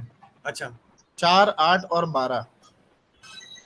तो 12 जो है आखिरी स्थान है। अगर आपका 4 और 8 में भी आप एक जर्नी कर रहे हो, आपने स्टार्ट किया फर्स्ट हाउस से, हो सकता है आपका केतु इस जन्म में फर्स्ट हाउस में हो, आप इस तरीके से जर्नी कर रहे हो। सॉरी, केतु जैसे रेट्रोगेट होगा तो 11वें 10वें ऐसे करके चौथे घर में है, 8वें घर में है, वहां पे भी मोक्ष के आपके चांसेस हैं। अभी अगर केतु आपके धर्म स्थान में है तो आप इस तरीके से धर्म करोगे, धर्म अर्जित करोगे कि कभी ना कभी आप मोक्ष की, तो किसी ना किसी जन्म में आप मोक्ष की तरफ बढ़ोगे उसमें। अच्छा, कहाँ पे है केतु? अगर आपने भी क्या बोला प्लीज, मैंने सुना नहीं। केतु अगर पहला घर है धर्म का, हाँ, धर्म अर्थ काम मोक्ष, ऐसे करते बढ़ता रहता है। धर्म अर्थ काम मोक्ष, पहला दूसरा तीसरा चौथा, फिर 5वां 6वां 7वां 8वां 9वां 10वां 11वां 12वां। तो अभी आपका केतु किस जगह पे है, उस हाउस को सिग्निफाई कर रहा है वो कि आप लाइफ में क्या करोगे। आप धर्म की तरफ उन्मुख हो, आपका इंक्लिनेशन उसकी तरफ है, मोर ऑफ रिलीजियस एक्टिविटीज, पूजा पाठ कर रहे हो, यज्ञ करवा रहे हो, आप महामृत्युंजय करवा रहे हो, उस तरीके से। बेसिकली खाली केतु को अपन केतु इज मोक्ष, पर गुरु है जो मोक्ष की तरफ ले जाने वाला है, तो गुरु का पोजीशन भी बहुत मैटर करता है। गुरु एक्चुअली कुंडली में जब केतु और गुरु का कंजंक्शन या दृष्टि होती है ना, that is a perfect sign for spiritual upliftment. Ketu जब गुरु के साथ आएगा ना, तो वो आपको, जो आप बड़े बड़े संत लोगों की कुंडली में देखोगे, Ketu works very well with गुरु। अच्छा, मैं बताऊं, मैंने भी चेक किया। मेरा 9th हाउस में केतु है और 1st हाउस में मेरा गुरु है, तो इट्स लाइक नव पंचम, गुरु एंड केतु के बीच में। तो आपका स्पिरिचुअलिज्म कभी कभी बहुत जबरदस्त जागेगा, मतलब सॉलिड जाग जाएगा। आपको लगेगा कि ये हस्बैंड किसी काम का नहीं है, तीनों बच्चे किसी काम का नहीं है, संसार किसी काम का नहीं, आप निकल लोगे अपना छोड़ छाड़। तो तो बट केतु जैसे एक बृहद पराशर होश में लिखा है कि शनियस्त राहु और कुजस्त केतु। तो शनि राहु जो है शनि की तरह बिहेव करता है, केतु जो है वो मंगल की तरह बिहेव करता है। कुछ का मतलब मंगल होता है, कुजा। तो जब भी आप रेमेडी करो ना केतु की, तो आपको मंगल को ध्यान में रखना चाहिए, और जब आप राहु की रेमेडी करो तो शनि को रखना चाहिए। ये थॉट अपने दिमाग में रखो, इस पे आगे फ्यूचर में बात करेंगे, ठीक है जी। तो Ketu is with Jupiter, that is very good. वैसा आदमी मतलब हृदय से तो गलत नहीं हो सकता। वो आदमी, उसकी प्रॉब्लम है कि उसको सैंक्टिटी मेंटेन करनी है, वो बहुत शुद्ध हो जाएगा। पर ऐसा आदमी कभी भी घर छोड़ के निकल लेगा, स्पिरिचुअलिटी उसको अटैक करेगी। तो आपकी केतु की दशा आ रही है अगले साल। भगवान मुझे चारू पकड़ जी के का रखना संसार से प्लीज, जब तक बच्चे सेट ना हो जाए। चलिए जी आगे बढ़ते हैं। बाकी 8 प्लैनेट्स आपको अलाउ भी नहीं करेंगे। हाँ एक्चुअली ठीक है, आगे बढ़ते हैं। मरकरी पे आते हैं। ये हम जो भी कर रहे हैं ना, ये सब मरकरी है। मरकरी नट शेल में आपकी स्पीच है और आपकी इंटेलेक्ट है। मरकरी आपको पता होगा कि जुपिटर का बेटा है, क्योंकि जुपिटर की वाइफ थी तारा। तो चंद्रमा का कोई काम नहीं है, चंद्रमा ऊपर बैठे बैठे देखते रहते कहाँ पे सुंदर औरत है। तो उनको तारा जी पसंद आ गई, उन्होंने उनके साथ इलिसिट अफेयर किया, और इस बीच में तारा जी प्रेग्नेंट हो गई। प्रेग्नेंट हुई तो उनसे मरकरी बुध पैदा हुए। अब जुपिटर ने मतलब इस बात से मना कर दिया, बिकॉज जुपिटर को मालूम था कि ये चंद्रमा का पुत्र है, इसीलिए जुपिटर ने इनको एक्सेप्ट करने से मना कर दिया। तो इसलिए मरकरी जो है वो जुपिटर को अपना शत्रु मानता है, पर जुपिटर जो है वो मरकरी को अपना शत्रु नहीं मानते, क्योंकि जुपिटर है, वो अपना पुत्र ही समझते हैं, पर उन्होंने एक्सेप्ट नहीं किया। तो ये माइथोलॉजिकल स्टोरी है जुपिटर और मरकरी की। तो जुपिटर समझता है, आपने बोला ना, सॉरी, मर्क्यूरी जुपिटर को दुश्मन समझता है, जुपिटर मर्क्यूरी को, क्योंकि मरकरी जुपिटर को दुश्मन समझता है, जुपिटर मरकरी को दुश्मन नहीं समझता। जुपिटर नहीं समझता, मरकरी समझता है। मरकरी समझता है। जैसे सूर्य शनि को दुश्मन नहीं समझता, लेकिन शनि सूर्य को समझता है। हाँ, करेक्ट एब्सोल्युटली। सूर्य भी शनि को कहीं ना कहीं दुश्मन समझता ही है ना, जो स्टोरीज सुनी है माइथोलॉजिकल। हाँ, पर उतना नहीं है जितना शनि को प्रॉब्लम है ना, उतना सूर्य को नहीं है। तो मरकरी आपका ना जितना इकोनॉमिक्स है, जितना ट्रेड है, जितना बिजनेस है, वो सब मरकरी है। कोई भी बिजनेस करने के लिए आपको क्या चाहिए होता है? एक अच्छा दिमाग और एक कम्युनिकेशन। आपको अपना प्रोडक्ट बेचने की कला आनी चाहिए, ये मरकरी है। मरकरी क्या करता है? मरकरी को अपना काम निकालना आता है। वो आपके सामने आपकी तारीफ करेगा, अपना प्रोडक्ट बेचेगा, और मरकरी किसी कंट्रोवर्सी में भी नहीं पड़ता। मरकरी मंगल की तरह अपने हाथ ऊपर करके लड़ाई करने नहीं जाएगा कभी। मरकरी कहेगा छोड़ो। बनिया आपने देखा ना, बनिया जब ट्रेन में ट्रैवल करता है ना, उसके पास 2 लाख रुपए होते हैं। अब आप बनिया को ट्रेन में गाली दे दो, कुछ भी कर दो, बनिया कभी आपसे लड़ाई नहीं करेगा, बिकॉज उसके पास तो कैश है ना। वो लड़ाई करेगा तो वो कैश भी खतरे में आ जाएगा। तो वो चुपचाप बैठा रहेगा, आपकी बात सुनता रहेगा और अपने स्टेशन पे उतर के चला जाएगा। उसका फोकस सिर्फ अपने बिजनेस पे होता है, इसलिए वो बिजनेस करेगा। वो अपने हेल्थ के प्रति भी इसलिए खराब हो जाता है, बनिए का पेट निकल जाएगा, क्योंकि उसका पूरा ध्यान ही बिजनेस पे। रात को लेट सोएगा, सुबह आके दुकान में बैठ जाएगा। तो एक टिपिकल बनिए को आप समझो, ये मरकरी है। साम दाम दंड भेद लगा के आप अपना काम चलाओ, काम निकालो। दुनिया में जितने भी प्रकार की वर्बल, नॉन वर्बल कम्युनिकेशन आप देखते हो, that is all mercury. Bollywood industry लोग कहते हैं वीनस से चलती है, बट एक्चुअली में that is not true. Venus एक सामने का होता है कि सुंदर हीरोइन है, बट उसको जब डायलॉग डिलीवरी करनी होती है ना, वो मरकरी है। बिना मरकरी के आप डायलॉग डिलीवरी नहीं कर सकते। जैसे मेरी आवाज में कभी आपने देखा होगा ऊपर, जिसको मॉड्यूलेशन बोलते हैं, अमिताभ बच्चन कभी चीख के बोलते हैं, कभी धीरे से बोलते हैं, that voice modulation is mercury. जितने भी दुनिया में परफॉर्मिंग आर्ट्स हैं, कथक, क्या बोलते हैं वो, एक आपने देखा होगा एक आदमी मुंह पे पेंट लगा के आ जाता है और वो मुंह से कुछ नहीं बोलता और वो सब कुछ अपने हाव भाव से, क्या बोलते हैं, कच्ची माइ- पुड़ी का कुछ ऐसा माइमिंग। बोलते हैं। माइमिंग। हाँ, तो वो ये जितने भी आप स्टेज पे परफॉर्मिंग आर्ट्स देखते हो ना, दैट इज ऑल मरकरी। एक बहुत अच्छी बात बताता हूँ मरकरी की। आपके बच्चे ने एग्जामिनेशन के लिए प्रिपेयर किया, ठीक है, एग्जाम से जस्ट 15 मिनट पहले जो एक बच्चे के अंदर थॉट आता है ना, just before the performance, that is mercury. अगर कोई बच्चा स्टेज पे जा रहा है डिबेट करने के लिए, डांस करने के लिए, जो 2-3 मिनट पहले जो एक नर्वसनेस आती है ना बच्चे के अंदर, जो आपके हल्के हल्के पैर कांपने लगते हैं, दैट इज मरकरी। इसी वो नर्वसनेस क्यों आती है? Because mercury is your nervous system. Mercury governs your nervous system. Mercury is very protective. क्यों? क्योंकि आपकी पूरी बॉडी में अगर मैं स्किन निकाल दूं तो क्या बचेगा आपका? आपका सब कुछ एक्सपोज हो जाएगा। तो स्किन इज मरकरी। आपकी इस पूरी काया की प्रोटेक्शन मरकरी करता है। आपकी पूरी लाइफ, इकोनॉमिक्स क्या है, पैसा क्या है? आपकी प्रोटेक्शन ही तो है। उसी पैसे से आप घर खरीदते हो अपनी प्रोटेक्शन के लिए, उसी पैसे से आप भोजन खरीदते हो अपनी प्रोटेक्शन के लिए, उसी पैसे से आप सिक्योरिटी गार्ड रहते हो, एक इनक्लोज सोसाइटी में रहते हो। तो जो भी आपकी प्रोटेक्शन के लिए जरूरी है ना, उसके लिए मरकरी जरूरी है। शब्द क्या है?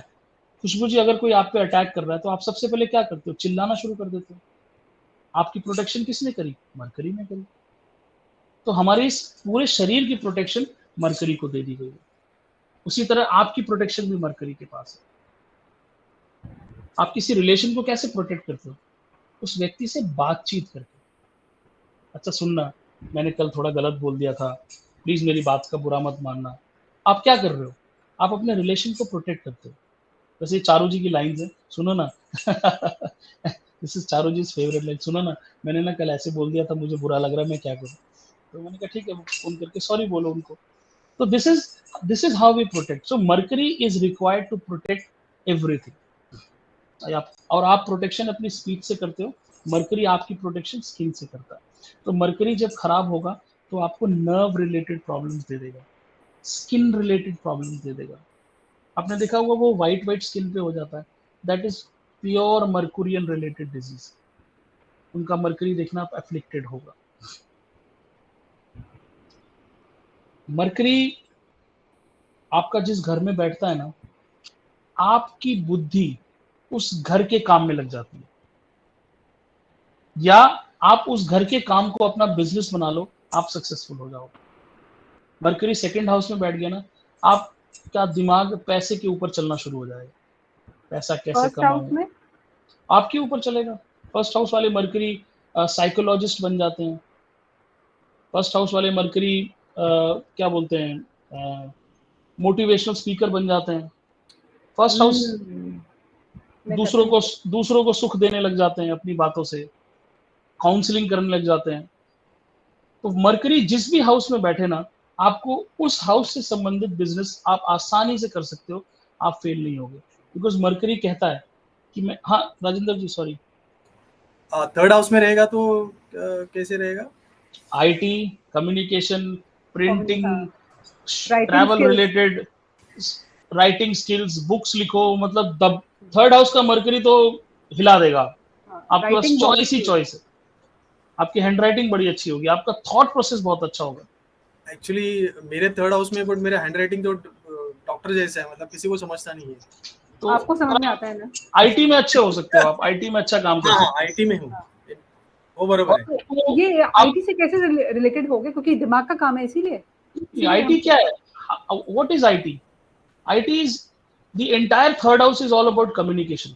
हाँ, करेक्ट। आईटी में क्या कर रहे हो आप? कम्युनिकेशन ही तो कर रहे हो भाई। अच्छा, आई एक थॉट बाइनरी कंप्यूटर का ज्यादा काम है। नहीं, तो कंप्यूटर क्या है? इट्स अ लैंग्वेज ओनली ना। आप राजेंद्र जी से पूछोगे, जब आप ए टाइप करते हो ना कंप्यूटर में, तो वो 0 और 1 समझता है कंप्यूटर उसको। करेक्ट ना राजेंद्र जी? हाँ, करेक्ट, लैंग्वेज है actually. It's all about language.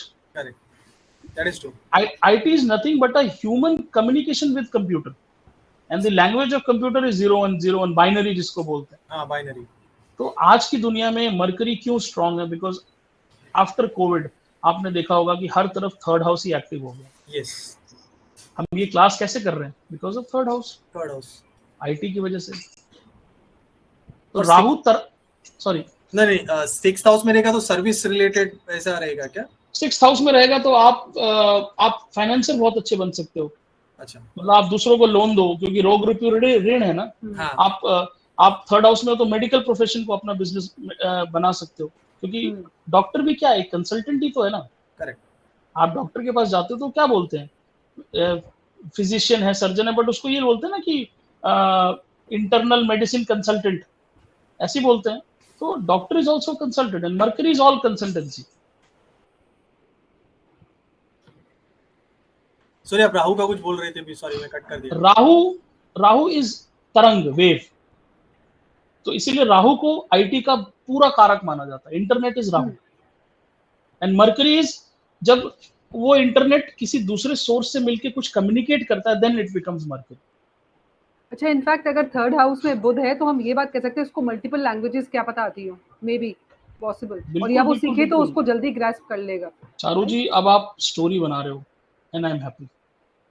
कहानी बना रहे हो, this is what you need to do. Fortune telling बंद कर दो, स्टोरियां बनानी शुरू कर दो।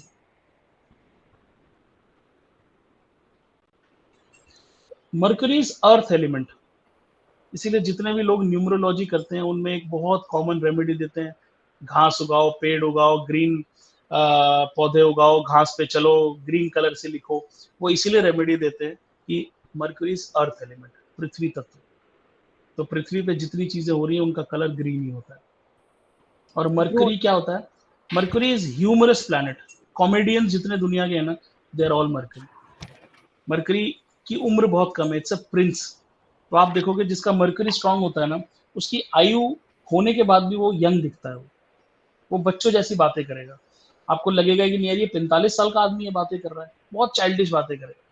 पता है मैं उनके घर गई, उनके तो दाल में नमक ही कम था। अरे ये कोई बात बताने वाली होती है, लेकिन वो बताएगा। और मर्करी की एक ही बीमारी होती है कि उसको वर्बल डायरिया होता है। उसके मुंह को लूज मोशन लगे रहते हैं, वो चुप ही नहीं होता। वो कहीं और लूज मोशन नहीं, मुंह में लूज मोशन। ये आप किसके लिए कह रहे हो? किसी के लिए नहीं जिसका मर्करी स्ट्रांग है। मैं तो एस्ट्रोलॉजी पढ़ा रहा हूँ। अच्छा, वो ठीक है। वो घंटों बातें कर सकता है और कुछ भी बातें कर सकता है। पर मर्करी वाले बहुत इमोशनल भी होते हैं, बहुत इमोशनल होते हैं। और इमोशनल इसलिए होते हैं कि वो इतना ज्यादा बोलते हैं कि बोलते बोलते कुछ गलत बोल जाते हैं, तो बाद में फिर वो पछताना पड़ता है उनको। तो मर्कुरियन को अपनी जबान पे कंट्रोल रखना चाहिए ताकि वो किसी कंट्रोवर्सी में ना पड़े।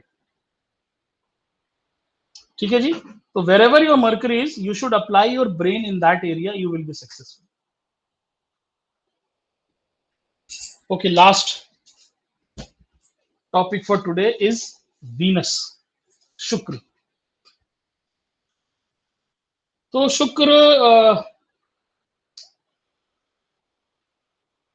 शुक्र हमारी 5 ज्ञानेंद्रियां हैं। We have 5 senses. कौन बताएगा कौन कौन से सेंसेस हैं 5? Khushboo ji, eye, Subhash ji. Nose, skin, tongue हाँ, very and good. So hear, smell, taste, see and touch. Touch हमारा स्किन से होता है, सुनाई हमें ईयर से देता है, स्मेल हम नोज से करते हैं, टेस्ट हम टंग से करते हैं। These are are 5 senses. इन 5 सेंसेस की एक मुट्ठी बना के उस मुट्ठी का नाम वीनस को दे दिया गया। Venus is nothing but sensation of these 5 senses. आप इन 5 सेंसेस से जो भी महसूस करते हो ना, दैट इज वीनस। आपको अच्छी फ्रेग्रेंस स्मेल आती है, अच्छी सी, बहुत महंगा परफ्यूम, दैट इज वीनस। आपका टेस्ट इज वीनस। आप चाहते हो कि अरे आज छोले भटूरे, कल सैंडविच, परसों चाउमीन, परसों ये, नरसों ये, दैट इज ऑल वीनस। सुनाई, अच्छा म्यूजिक, अच्छी पोएट्री, मूवीज, वीनस। इन सबका कॉम्बिनेशन है मूवी, जिसमें आपको दिखाई भी देता है और सुनाई भी देता है। विजुअल्स, आप पहाड़ पे जाते हो, वीनस। टच, टच क्या है? All the sexual activities are related to touch. 2 लोगों के बीच में टच होता है, स्किन टच होती है, दैट इज फिजिकल रिलेशनशिप। इसीलिए शुक्र का सबसे बड़ा जो कारक तत्व है दैट इज फिजिकल रिलेशनशिप। शुक्र इज वाटर एलिमेंट। तो हमारा जो sorry this is only for knowledge purpose I am sharing this, इसको प्लीज आप लोग अदरवाइज मत लेना। द सीमेन, द स्पर्म, जो पुरुषों का स्पर्म होता है और जो औरतों का एग होता है, that is all basically in liquid form. इसीलिए वीनस का एलिमेंट इज वाटरी। तो at the end of physical intercourse the resultant is water in the form of semen and that produces a baby। तो शुक्र के पास ये शक्ति है कि वो सृष्टि की संरचना कर सकता है। और जो ह्यूमन, जो मेल का रिप्रोडक्टिव पावर है जिसको हम स्पर्म बोलते हैं, उसी को हम शुक्राणु बोलते हैं हिंदी में। तो शुक्राणु जो है वो शुक्र से आते हैं। अगर मेल्स के पास स्पर्म ना हो तो ये दुनिया रिप्रोडक्शन नहीं कर सकती है। ठीक है, स्पर्म रहते कहाँ पे हैं? जो मेल का रिप्रोडक्टिव ऑर्गन होता है वहां पे स्पर्म रहते हैं। शुक्र देवता किस चीज का है? पैसे का देवता है। मैं आपको एक बहुत सिंपल रेमेडी बता देता हूँ। अगर आपके पास कोई ऐसा व्यक्ति आता है जिसको फाइनेंशियल प्रॉब्लम है, आई थिंक जो फीमेल एस्ट्रोलॉजर है उनको थोड़ी प्रॉब्लम हो, बट अगर आप ये रेमेडी उस सामने वाले को बता सकते हो तो इससे बेहतरीन रेमेडी नहीं है। हमारे जो जेनिटल्स हैं वो कहाँ रहते हैं? अंडरवेयर के अंदर रहते हैं।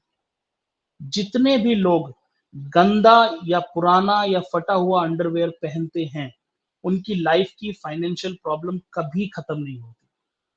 सो if you want your financial problem to be removed, you start wearing a brand new underwear, या आप अपना अंडरवेयर हर 3-4 महीनों पे चेंज करते हो। और अगर आप व्हाइट अंडरवेयर पहन सकते हो, white is the colour of शुक्र, तो आपकी लाइफ में फाइनेंशियल प्रॉब्लम सॉर्ट आउट हो जाती है।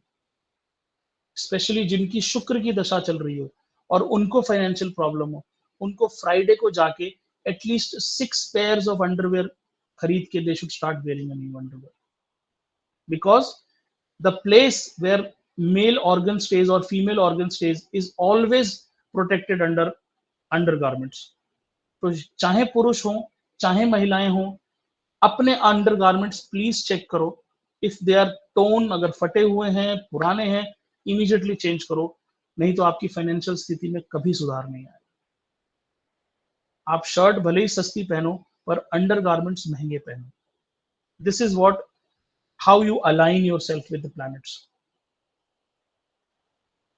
एंड ये रेमेडी मैंने मतलब अभी तक मेरे ख्याल से 8 या 9 लोगों पे आजमाई है and I have been 100% time I have been successful. So आप अपने अंडरवेयर में कॉम्प्रोमाइज मत करो। If you want your finances to be good, please protect your area which is ruled by Venus. Venus rules our reproductive system. आज की दुनिया में इतना ज्यादा वीनस हो गया है। आप देखो ना, एक बहुत कॉमन सी चीज है कि बच्चे मोबाइल पे क्या देख रहे हैं, माँ बाप को बहुत चिंता रहती है, क्योंकि पोर्नोग्राफी इतनी ज्यादा आज की दुनिया में मतलब इजीली अवेलेबल हो गई है। That is all Venus. हर तरफ आप देखो यही चल रहा है। 10 साल 12 साल के लड़कों को सारी नॉलेज हो जा रही है, बिकॉज आज की दुनिया का वीनस बहुत स्ट्रांग है। तो वीनस आपको कुंडली में जरूर देखना चाहिए। Venus is all extra marital affairs, all cheating of your क्या बोलते हैं, मतलब अपने बॉयफ्रेंड गर्लफ्रेंड की जो चीटिंग हो रही है, दैट इज ऑल वीनस। जितना सुख है, कूलर एसी में बदल गया, क्या हुआ? कूलर वाज मार्स या शनि और वो एसी बन गया तो वीनस बन गया। वीनस आज की डेट में इतना खराब हो गया कि मेरे को किसी ने बताया कि एक स्नेक का पॉइजन होता है जिसको वेनम बोलते हैं, जो 1.5 लाख रुपए का इतना सा, मतलब आई थिंक 1 मिलीलीटर या 2 मिलीलीटर मिलता है। और कुछ एक रेव पार्टीज होती है जहां पे वो स्नेक का वेनम अपनी जबान पे रखते हैं वो लोग, और they go into some kind of ecstasy. That is Venus. तो स्पेशली जिनके बच्चे हैं और 16-17 साल के बच्चे हैं, अगर उनकी वीनस की अंतर्दशा चल रही है या वीनस की महादशा चल रही है, अपने बच्चों की एक्टिविटीज पे नजर रखो, क्योंकि वीनस कहीं ना कहीं उनको या तो सेक्स के प्रति या नशे के प्रति या मतलब एक होता है ना कि मैं जो नहीं हूं वो दिखाना चाहता हूं, दैट इज वीनस। तो अगर अपने बच्चों की प्रत्यंतर दशा अंतरदशा में वीनस चल रहा है तो उस खास पीरियड में, उस 3 महीने 4 महीने में आप थोड़ा ज्यादा अटेंटिव हो जाओ, बिकॉज वीनस उसका एक्टिव है, वो जरूर ऐसे काम कर रहा होगा जो वीनस से गवर्नड होंगे। तो वीनस एक डेंजरस प्लैनेट है, बिकॉज वीनस क्या है, किसी भी हाउस में वीनस बैठा हो ना, वो हाउस से आप प्लेजर लेना चाहते हो। 7th हाउस का वीनस क्या करेगा? 7th हाउस का वीनस ऐसा आदमी अपनी वाइफ के साथ इंटरकोर्स नहीं करता, वो क्या करता है, वो बिस्तर पे पूरे फूल छिड़केगा, वो परफ्यूम लगाएगा, मतलब उसके लिए वो सुख लेना ना मतलब एक बहुत बड़ा काम हो जाता है वो, बिकॉज वीनस है वो। तो वीनस आपका जिस भी हाउस में बैठा ना, आप उससे प्लेजर लेने लगते हो, और एक बार आप सिगरेट पीते हो आपको प्लेजर आता है, आप पीते हो, दोबारा सिगरेट पीते हो आपको प्लेजर आता है, लेकिन प्लेजर धीरे धीरे सैटर्न जैसा बन जाता है और एडिक्शन का रूप ले लेता है। तो वीनस जब तक प्लेजर है ठीक है, बट वीनस आपको एडिक्शन करा देता है, that is wrong Venus. So sir 5th में शुक्र है, मतलब वो बंदा ब्रांडेड चीजों से एडिक्ट है ऐसा? बिल्कुल 5th का शुक्र तो सर हर मामले में 5th का शुक्र, अब वो उसको एक्टिवली ना कर पाता हो लेकिन उसके मन में इच्छाएं बहुत रह जाती है। 5th का शुक्र इज रोमांस, एंटरटेनमेंट, वो आदमी सारे काम छुप के करता होगा या करना चाहता होगा या उसका मन करता होगा। बच्चों से प्लेजर लेना, मतलब मैं कह रही हूँ छुप के अब क्यों ओपनली करेगा? तो आप डिपेंड करता है ना, जैसे अरे भाई मुझे मुजरा देखने का शौक चढ़ रहा है, तो मैं क्या अपनी बीवी को बता के जाऊंगा मुजरा देखने के लिए? नहीं, पर ये तो एडिक्शन वाली बात है, मतलब ये तो अच्छा खराब वीनस के लिए कह रहे हो आप? हाँ नहीं, अच्छा वीनस भी मुझे मान लो मुझे ड्रिंक करना है, आप वीनस क्या करेगा आपको? भाई सबसे पहली चीज वीनस क्या करेगा कि आपको अपने पार्टनर से सेटिस्फाई नहीं होने देगा। वीनस क्या कहता है, वही शरीर वही शरीर वही शरीर, कितनी बार इस शरीर के साथ सोऊं मैं? तो वीनस आपके अंदर एक वो जगाएगा कि नहीं, you need a different body. मैंने बोला ना, जितने भी एक्स्ट्रा मैरिटल अफेयर्स होते हैं वो आप देखना वो तभी होते हैं जब आपकी वीनस की अंतर्दशा चली हो, आप अपनी वाइफ से डिससैटिस्फाइड हो जाते हो। एक मिनट, मुझे थोड़ा कंफ्यूजन हो रहा है। मैं जैसे जो आप ये तो खराब एक हमारा होता है ना, वीनस हमारा अच्छा भी तो होता है, वीनस खराब और अच्छा दो जैसे सपोज अगर किसी खराब प्लैनेट के और किसी खराब हाउस में बैठ गया, जैसे कि वीनस अगर 6th हाउस में बैठ गया मंगल के साथ, तो हम कहेंगे एक्स्ट्रा मैरिटल अफेयर, ये ठीक, ये समझ में आ गया। पर वीनस इटसेल्फ खराब थोड़ी ना है। वीनस अगर 5th हाउस में, मतलब जो मुझे लग रहा है, वीनस अगर 5th हाउस में है, खराब कुछ नहीं, हाँ, कोई प्लैनेट खराब नहीं है। तो वीनस अगर 5th हाउस में, तो इसका मतलब ये हुआ कि उसका प्यार करने का अंदाज बड़ा मधुरता वाला होगा, बड़ा अच्छा होगा, वो इतने प्यार से प्यार करना चाहेगा कि पूछो मत। ये अगर मंगल बैठ जाए 5th हाउस में तो कहेंगे हाँ वो अग्रेसिवली प्यार करेगा, बच्चों से बहुत ही अच्छे रिलेशनशिप होंगे अगर वीनस 5th हाउस में आ गया तो। बिल्कुल होंगे बच्चों, लेकिन बाकी चीजों का क्या करोगे 5th हाउस के? बच्चों से तो अच्छे रिलेशन रखे। हाँ नहीं, पर अब वो एंटरटेनमेंट अगर है तो एंटरटेनमेंट की कोई लिमिट थोड़ी ना है, वो उसको एंटरटेनमेंट मूवीज से हो रहा है, या उसको एंटरटेनमेंट दूसरी स्त्रियों में हो रहा है, अच्छा, या फिर उसको तो ये हो एंटरटेनमेंट सकता है नशे कि से भाई हो रहा है। फिर इसका मतलब 5th हाउस पे अगर वीनस 5th हाउस के अंदर अगर वीनस बैठा है और उस पर दृष्टि मंगल की पड़ गई या कोई मेलेफिक प्लैनेट की दृष्टि पड़ गई, तब खराब ऑफ कोर्स अब वीनस, हाँ वीनस किसके साथ, लेकिन वीनस अपने आप में भी ये पावर रखता है। इन इटसेल्फ भी वीनस सैटिस्फाइड नहीं रहता, उसकी डिजायर्स बहुत रहती है भाई ना। आप समझो ना, वीनस क्या है, प्योर सेक्स का देवता है वो।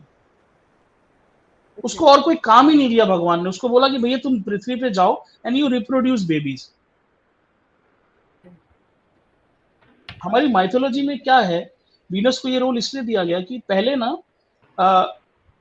शुरू में शिवजी ने पुरुष और महिला को बोला कि ठीक है तुम यू प्रोड्यूस बेबी, बट वो बेबी प्रोड्यूस नहीं कर पाते थे। क्यों नहीं कर पाते थे? क्योंकि उनके बीच में जो रिलेशन बनता था ना, उस रिलेशन में कोई आनंद नहीं आता था। भाई जीवन का सबसे बड़ा आनंद क्या है? सेक्स है।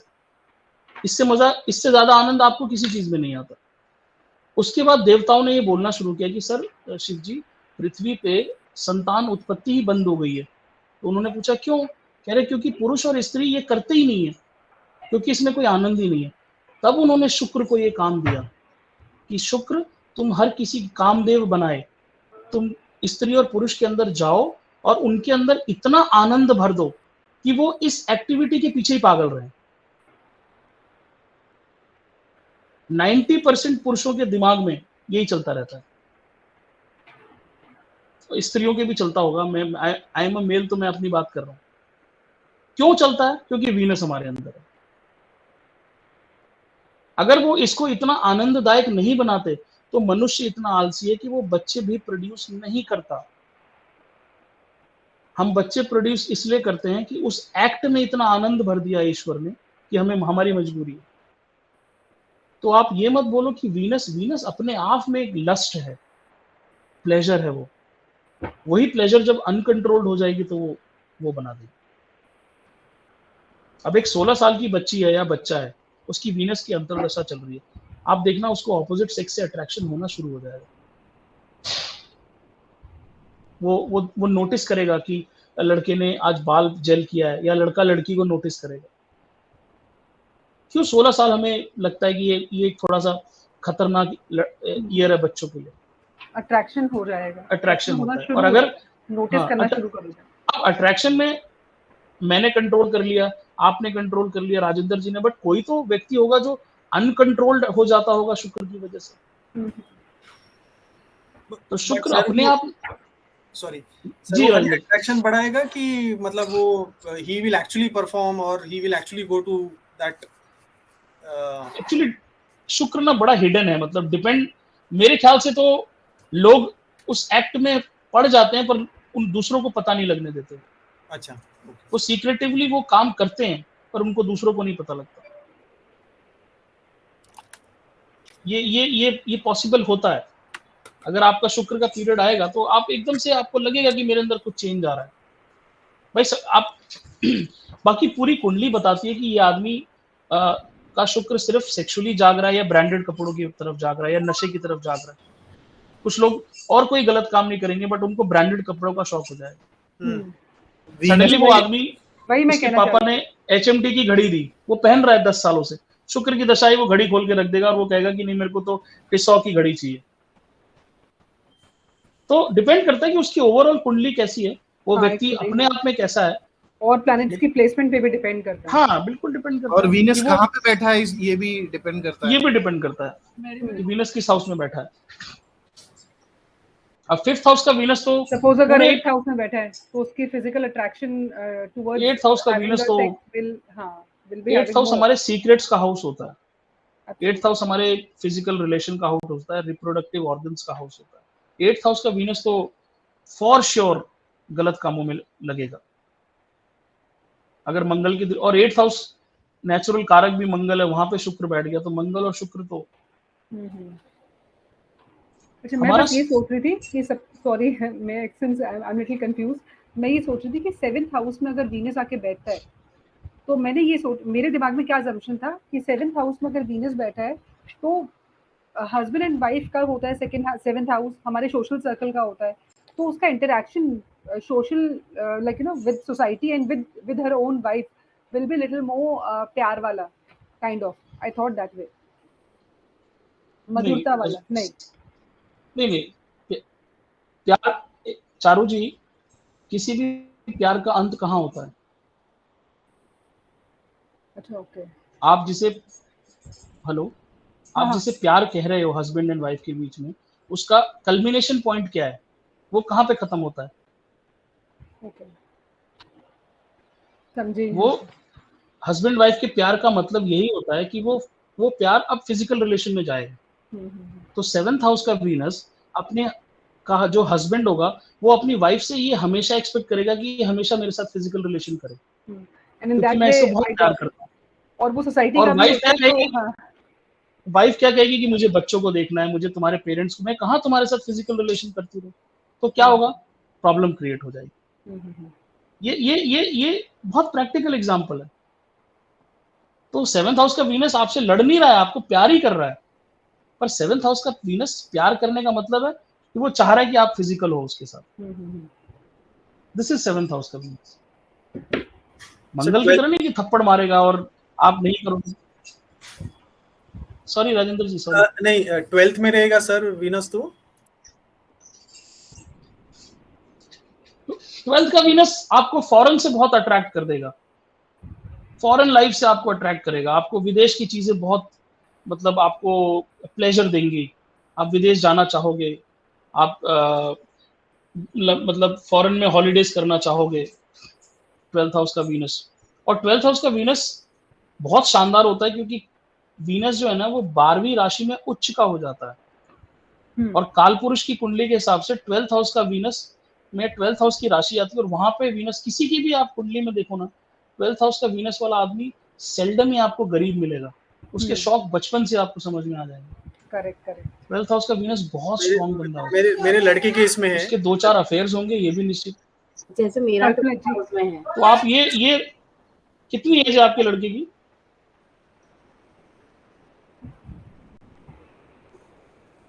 जैसे मेरा 12th हाउस में है, राजेंद्र जी? ना ही मुझे फॉरेन ट्रैवल का शौक है, मेरे को ट्रैवलिंग ही पसंद है पहली चीज। और मेरा मून भी 12th हाउस में है। दशा क्या चल रही है आपकी? गुरु की आपकी दशा क्या चल रही है? जुपिटर। तो आपका अब देखो, शुक्र की दशा तो मुझे नहीं लगता आपकी लाइफ में आएगी, आके चलेगी। नहीं, राहु की थी, अब गुरु की है। हाँ, तो आपकी शुक्र की दशा मेरे ख्याल से गुरु आपकी शनि लाइफ में वो- नहीं आएगी, लेकिन आप देखना, आप देखो, अब मैं बताता हूँ ज्यादा करती हूँ। आपके नहीं, ऊपर पर अगर इसको ट्रैवलिंग का influences जब शौक नहीं होंगे। है तो इसको अच्छे कपड़े पहनने का, अपने आप को प्रेजेंट अच्छे से करने का वो भी नहीं है क्या? क्या है खुशबू? कुछ तो कर लेती। कोई बात नहीं, कोई बात नहीं, आप वेट करो, ये खुशबू है ना आपके सामने। हाँ 12th हाउस का शुक्र एक्ट करेगा। देखो, हाँ। अभी इनकी लाइफ में मुझे नहीं पता कि इनका लव स्टेटस क्या है, लेकिन इनकी लाइफ में कोई रिलेशनशिप है कि नहीं। The moment she is attached to some other person, be it her husband और बी इट हर बॉयफ्रेंड, इनकी पूरी लाइफ 180 डिग्री से यू टर्न मारेगी। 100%। ऐसा आदमी विदेश के लिए अट्रैक्ट भी हो जाएगा, ऐसा आदमी सारा दिन ब्यूटी पार्लर में बिता देगा, वो ट्रिगर पॉइंट कभी ना कभी जरूर आएगा। मैं ये मान ही नहीं सकता as a student of astrology कि 12वें घर का वीनस अपना कलर ना दिखाएगा ही दिखाएगा। अच्छा, कौन सी कभी राशि ना में कभी है? कभी ना कभी वो तो डेलिब्रेटेड तो नहीं है, ये भी देखना रहेगा। Capricorn. Capricorn is what? 11 number, 10 number, Makar 10 number, 10 number, 10 10 number. तो शनि की राशि में, शनि और शुक्र तो बेस्ट ऑफ फ्रेंड्स, चेला है शनि शुक्र का। तो शनि गुरु में शनि जब आएंगे या शनि की जब अंतरदशा चलेगी तो आएगा, चेंज आएगा। Khushboo ji, I am waiting, it will come, don't worry. Foreign travel भी बेटा हो सकता है तेरे समझ की। अब आप लोग नोट करो, अच्छी चीज याद दिला दी मेरे को। शुक्र के पास ना शिव जी ने की जब तपस्या करी शुक्र ने, तो शिव जी ने शुक्र को एक वरदान दिया जिसको हम बोलते हैं मृत संजीवनी।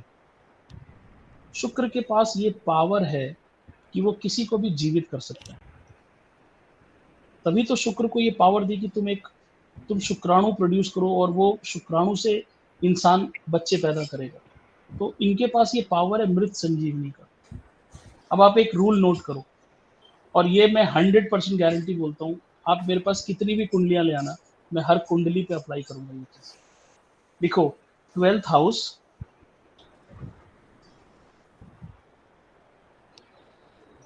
12th राशि, 12वीं राशि जो कि पाइसेस,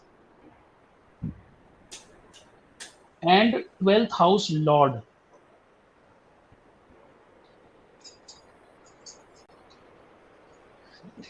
सो वीनस जो है ना वो 12th राशि में जाके उच्च के हो जाते हैं। तो मृत संजीवनी का मतलब क्या है कि आप जो नर्सेज देखते हो ना हॉस्पिटल्स में, नर्सेज आपको क्यों लगता है कि पेशेंट्स की इतनी केयर क्यों करती है? उन नर्सेज का जो वीनस होता है ना, उसका कनेक्शन या तो 12th हाउस से, या 12th राशि से, या 12th हाउस के लॉर्ड से उनके चार्ट में 100% होगा। मैंने और अमित जी ने ऐसी 17 कुंडलियां लगाई हैं जिसमें एक्यूरेट रिजल्ट आया है, और मैं आपको बोलता हूं कि आप अपनी तरफ से मुझे 10, 20, 50 कुंडलियां दे दो, मैं सब में ये लगा के दिखाऊंगा। आपने मेरी बेटी का भी बताया था, जो कि है है And she is 100%। doing तो कोई भी MBBS. नर्स दुनिया में ऐसी नहीं होगी जिसका वीनस का कनेक्शन 12th हाउस से, 12th राशि से या 12th हाउस लॉर्ड से नहीं होगा। This is 100% guaranteed. वो आदमी, भाई एक कोविड पेशेंट है, उसके पास उसके माँ बाप नहीं जा रहे हैं और वो नर्स जा रही है, इसका मतलब क्या है कि उस नर्स के पास वो मृत संजीवनी का असर है जो शुक्र के पास थी। Because of that Venus she is going near to that patient. तो जब भी आप किसी नर्स की कुंडली चेक करना, आप अगर अपने फैमिली में किसी को जानते हो तो आप देखना कि उसके वीनस का संबंध 12th हाउस लॉर्ड या 12th राशि से जरूर हो। ये इम्पॉसिबल है कि ना हो।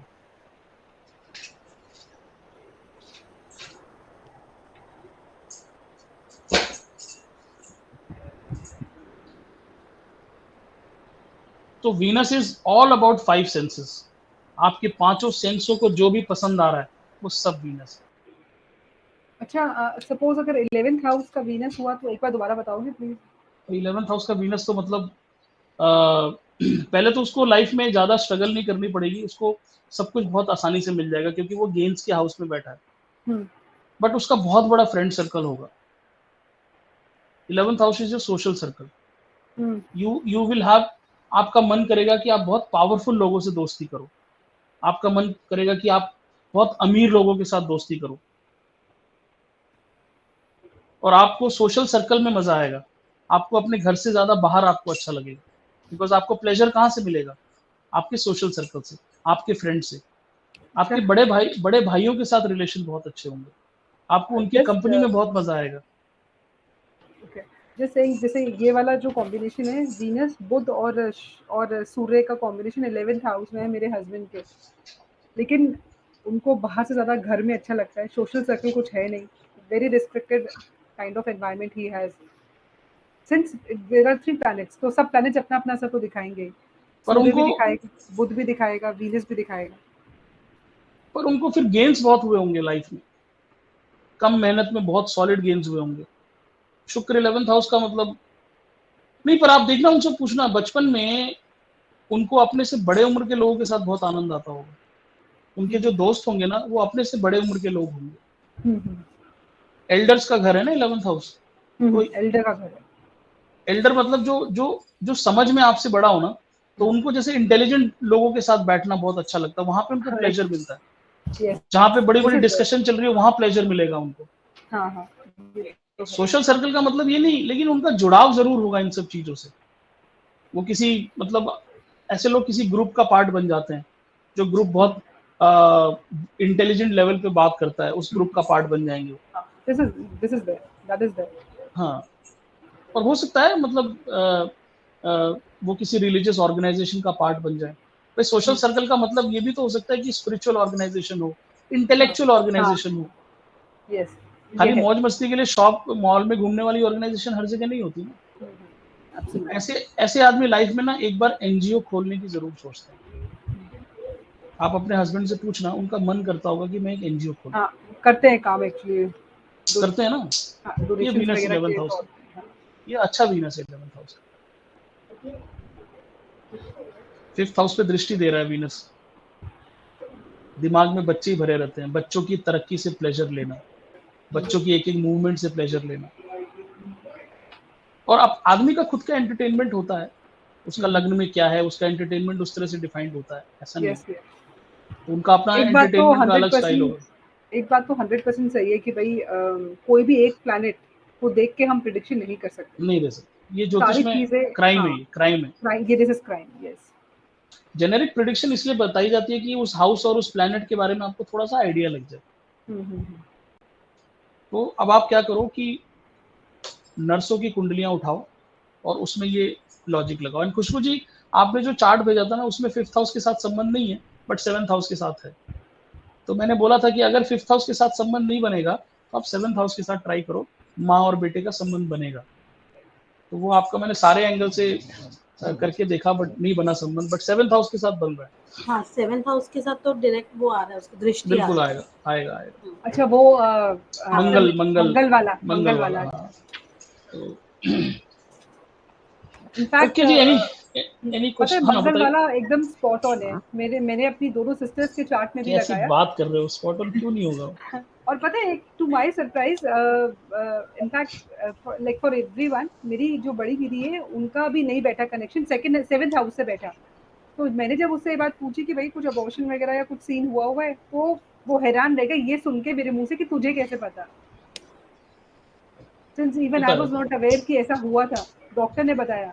तो कुछ that's it. 7th हाउस से जब कनेक्शन आता है ना, तो कई बार अबॉर्शन नहीं होता। कुछ केसेस में क्या होता है कि एक फॉल्स प्रेगनेंसी हो जाती है, एक्चुअली कि मतलब जैसे पीरियड्स डिले हो जाना और इस तरह की चीज, और एक पूरा माहौल बन जाता है कि मैं प्रेग्नेंट तो नहीं होगी। दोनों तरफ से होता है। कई बार ये स्थिति शादी के बाद भी होती है, और कुछ औरतों में ऐसा देखा गया कि शादी से पहले उनका किसी के साथ रिलेशन हुआ और वहां पे कैजुअल फिजिकल हो गया, और उसकी वजह से एक शक पैदा हुआ कि मैं प्रेग्नेंट हो गई, बट इवेंचुअली वो हुआ नहीं। तो जब भी ये डाउट आता है ना, तो कई बार फॉल्स प्रेगनेंसी होती है। कई बार शादी के बाद बहुत औरतें बताती कि मुझे लग रहा है मैं प्रेग्नेंट हूँ, बट होता नहीं है। तो वो कभी होता है, तो शायद 7th हाउस से उसका कनेक्शन बैठता है। बच्चे की कुंडली में जिस हाउस पे मंगल है उसको उठा के अपनी कुंडली में लगाना रहता है, उसी राइट? राशि में डाल दो अपनी राशि में। कुंडली में। सुभाष जी, राशि में राजेंद्र तो- ji, any question? No sir, no sir. ठीक है जी, तो फिर आज का सेशन वाइंड अप करते हैं। खुशबू जी, रिकॉर्डिंग आप प्लीज भेज। I think Khushboo ji is very fast, I think immediately भेज देती हैं वो तो। Very good. और Thank you, everyone. नोट्स भी अच्छे बनाती है, बहुत अच्छे बनाती है। नोट्स तो आज मैंने जो प्रेजेंट किया है वो नोट्स में ग्रुप में डाल दूंगा, आप लोग रेफर कर लेना। Yes sir. और thank you Amit ji. Amit ji is behind all the notes that you see is made by Amit ji. वो बेचारे दिन रात एज ए साइलेंट, क्या बोलूं मैं, मेरे साइलेंट पार्टनर हैं। तो वो अभी भी करते रहते साइलेंट हैं। पार्टनर ही बने हुए हैं, शक्ल तो दिख नहीं रही है। आज नहीं, उन्होंने थोड़ा सा मुल्तानी मिट्टी बैंडविड्थ का लगाई, इश्यू है, इंटरनेट का बैंडविड्थ का इश्यू है, इसलिए वीडियो ऑफ करें। और नहीं, संडे नहीं, को तो मुल्तानी मिट्टी भी लगाते हैं, तो इसलिए शक्ल नहीं दिखा रहे होंगे। हाँ, ये रीजन तो Okay. हो सकता है। Thank you everyone, thank you, have a nice Sunday, God Thank you. Bless you. Thank you. जय मां। Thank you. जय मां। Thank you. Thank you. Bye.